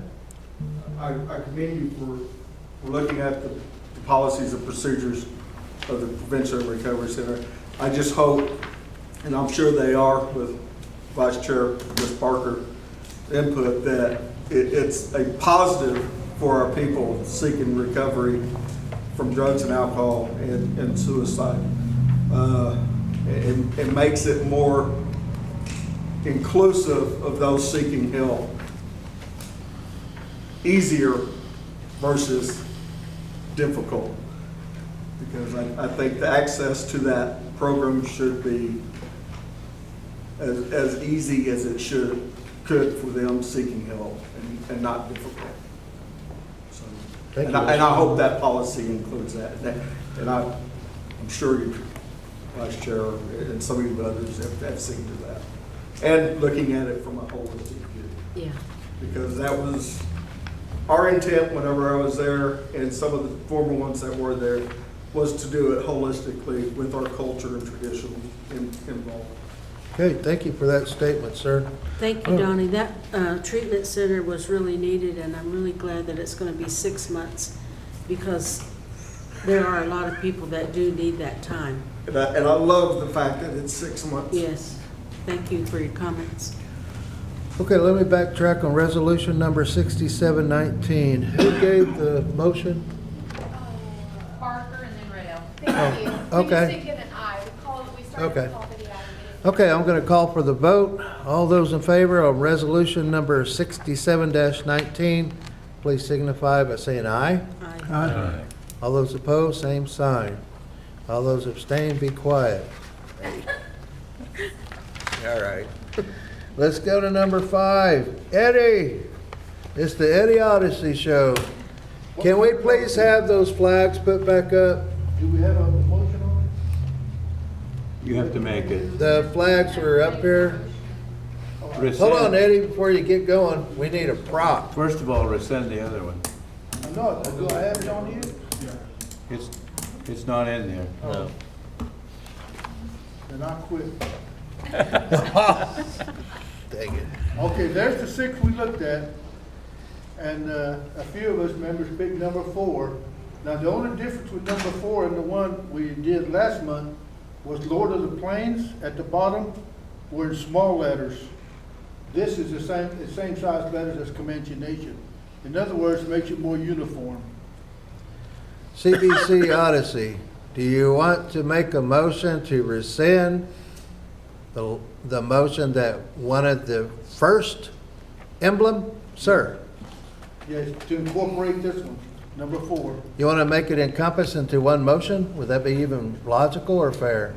We'd have to rescind one before we add another one. So if I were you, sir, I'm not going to put words in your mouth, but go to rescind of the first, what we had voted on 2 months ago. You can just find it and rescind it. And You have the floor, Mr. Odyssey. Go ahead and call it. And give us a new one, the number. Okay, I make a motion that we accept. Whoa, Eddie. You're going to have to rescind the old motion. You have to make a motion. Oh, I gotta do, okay, I make a motion to rescind the first motion we had on the committee. Okay, CBC Odyssey has come with the rescind. I need a second. Second. Seconded by CBC Clyde Narcomi. All those in favor to rescind that first motion, please signify by saying aye. Aye. All those opposed, same sign. Okay, Eddie, and continue with your new motion. Make a motion that we accept image number 4 as our Comanche emblem. That's the Effective immediately. effective immediately, okay? That's the motion. I need a second for Second. continuance. Seconded by CBC Narcomi. All those in favor for emblem number 4, please signify by saying aye. Aye. All those in disagreement? Aye. Be quiet. Be quiet. You know, it really comes down to, and I'm not even gonna go, it's been a long day. Okay, there we go. Number 5. We have to go to, no, that was number 5. Number 6. Robert Tipicani, the Boys and Girls Club motion, because we had heard some timelines and dollar values. Yes.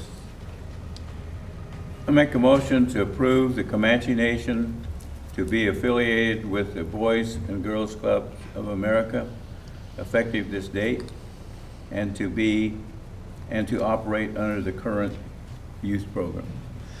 That's the motion. It's right here on this table, finally. Can I get a second, please? I second it. Seconded by our Lady Vice Chair. All those in favor, please signify by saying aye. Aye. All those opposed, same sign. Okay, Mr. Johnny Poway, you did want to entertain a motion before we go to adjournment. Okay, it is well written that in policy that the election coordinator is under guide of the CBC. We're her supervisor. And in the policies, it states that the supervisor must approve any kind of training or travel. And I don't know if she's current or if she's the past coordinator, was sent on 2 trainings, one in January and one on February, by our current TA, tribal administrator, and without CBC approval. And those add up to almost $7,000 worth of funds that were misappropriated. Any way you look at it, it's misappropriation of funds, and I feel we can't allow this to go on or even start. And what's the next TA gonna do, and the next TA, and the next TA, if it's allowed to happen. So my motion is that we suspend the TA without pay for the remainder of his term, and that's my motion. Okay, that's kind of a wide open motion, Johnny. If this interim TA gets put back into his position, what then? By the vote. If the interim TA, He's the interim, you want to suspend him with no pay. Well, what's the time frame until he's? well, he's the actual tribal administrator. But when he's actually rehired by the people? For how long will you do it? What's the period? Okay, indefinitely, and deem him ineligible to run for tribal administrator again if he's already proven he's gonna misappropriate funds. Well, there's no edict in that. There was no edict in the Accountability Act of that part. You know, that's just mismanagement of, that was mismanagement. Okay, well, stick with my original motion that he's suspended without pay for the remainder of his term. Okay. So remainder of his term is if he gets re-put in by the people as a hire, then that is null and void of this motion? Yeah, then we have to deal with it again when that happens. I would ask the question, shouldn't you also say who acts? Who will continue acting, or who will? Well, I'm sure his assistant. Maybe you should state it though so he knows he's the acting. Okay, as in my motion, that the the assistant TA will be the acting TA in the interim.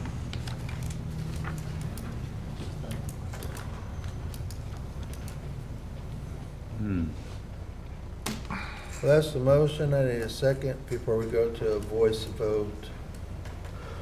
This is gonna be pretty rough. Mm-hmm. And it kind of deters someone on their level of running for office. You know, they got a black mark on their back, so.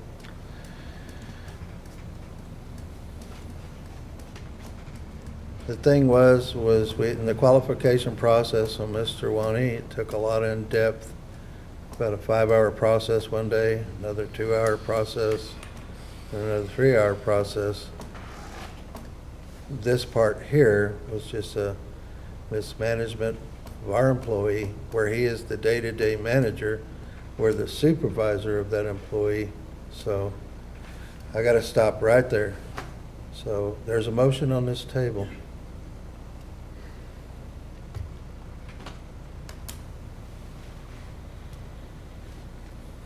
So, if I may- Hold on, sir.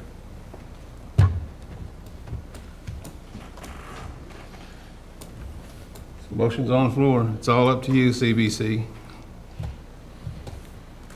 Keep them misappropriating funds or not allow it. For all the people watching, that's what's going on.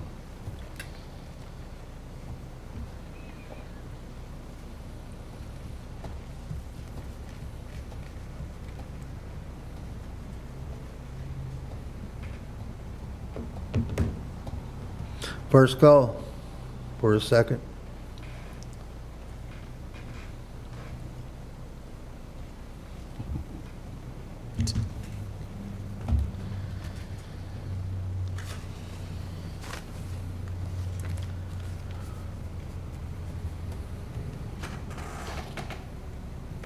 Second call.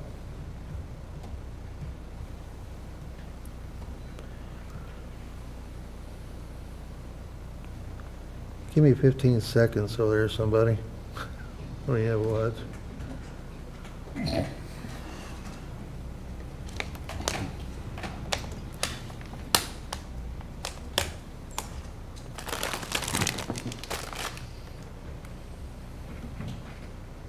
We did vote unanimously to disqualify him for the election, and then he was put back on there. I don't understand how that happened. It was in his written protest and how it came out in the qualification meeting. Time? Motion is not recognized, failed on the floor. Can someone entertain a May I motion? make one comment? Oh, gosh, please. Do we need a motion to bring Lloyd Himanoki back in place? Well, we need to have a discussion, Lloyd. We need to have a discussion. I found out from the NACPRA, there wasn't, we thought we budgeted for Mr. Himanoki. But guess who has a lot of pueblo? Tipo, and they need help in consultation. Also, Mr. Red Elk, I was wanting to bring this up in a culture, or the culture category. We're waiting, some lady, I met her a couple times, doctor. Is she a doctor yet? Briner. Okay. If somebody calls and say, how do you say, I don't understand how some white people talk. Could she come and tell me directly what I just asked? Yes. If you're talking about Comanche. Okay. Lloyd, how would you address that if I was to call you on the phone and I want to know?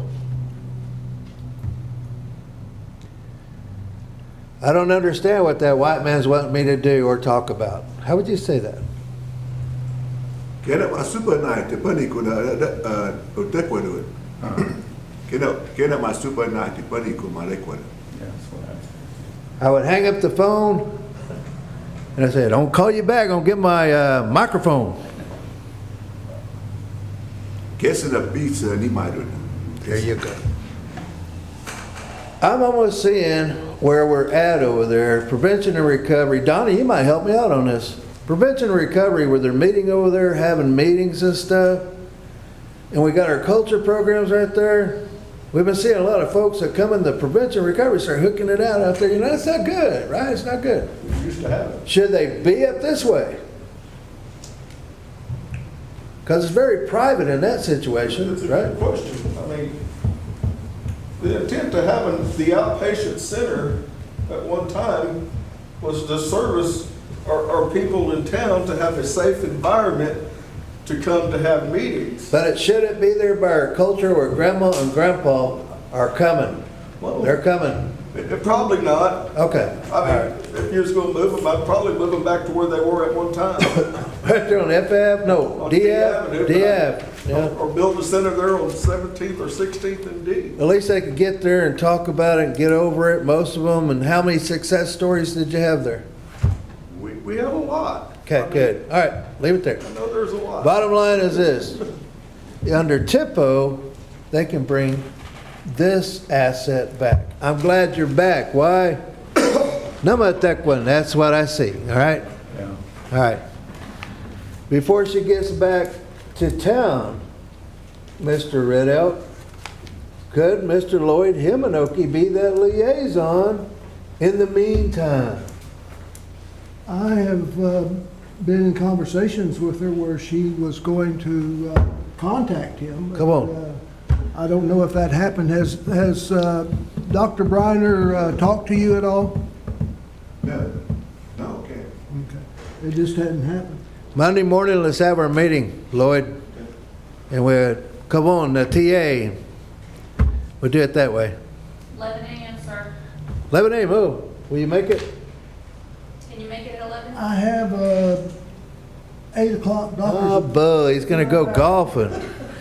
No, it's not tea time, it's a doctor's appointment. Mr. At 11 o'clock, they should be through cutting on me. God, I'm sorry. Mr. Tipicani, can you make it? At 11, yeah. Yes. Miss Lenore? Okay. See you at 11? All right, good. All right. Can someone entertain a motion to adjourn? I make a motion to adjourn. There's a motion to adjourn. Can I please get a second? Second. Seconded by Clyde. All those in favor to go home, please signify by saying aye. Aye. All those that don't want to go home, same sign. I'm gonna go home with you and eat supper. Okay, all right. All right. Thank you, Dustin. I like it. Yeah. Only one thing I don't.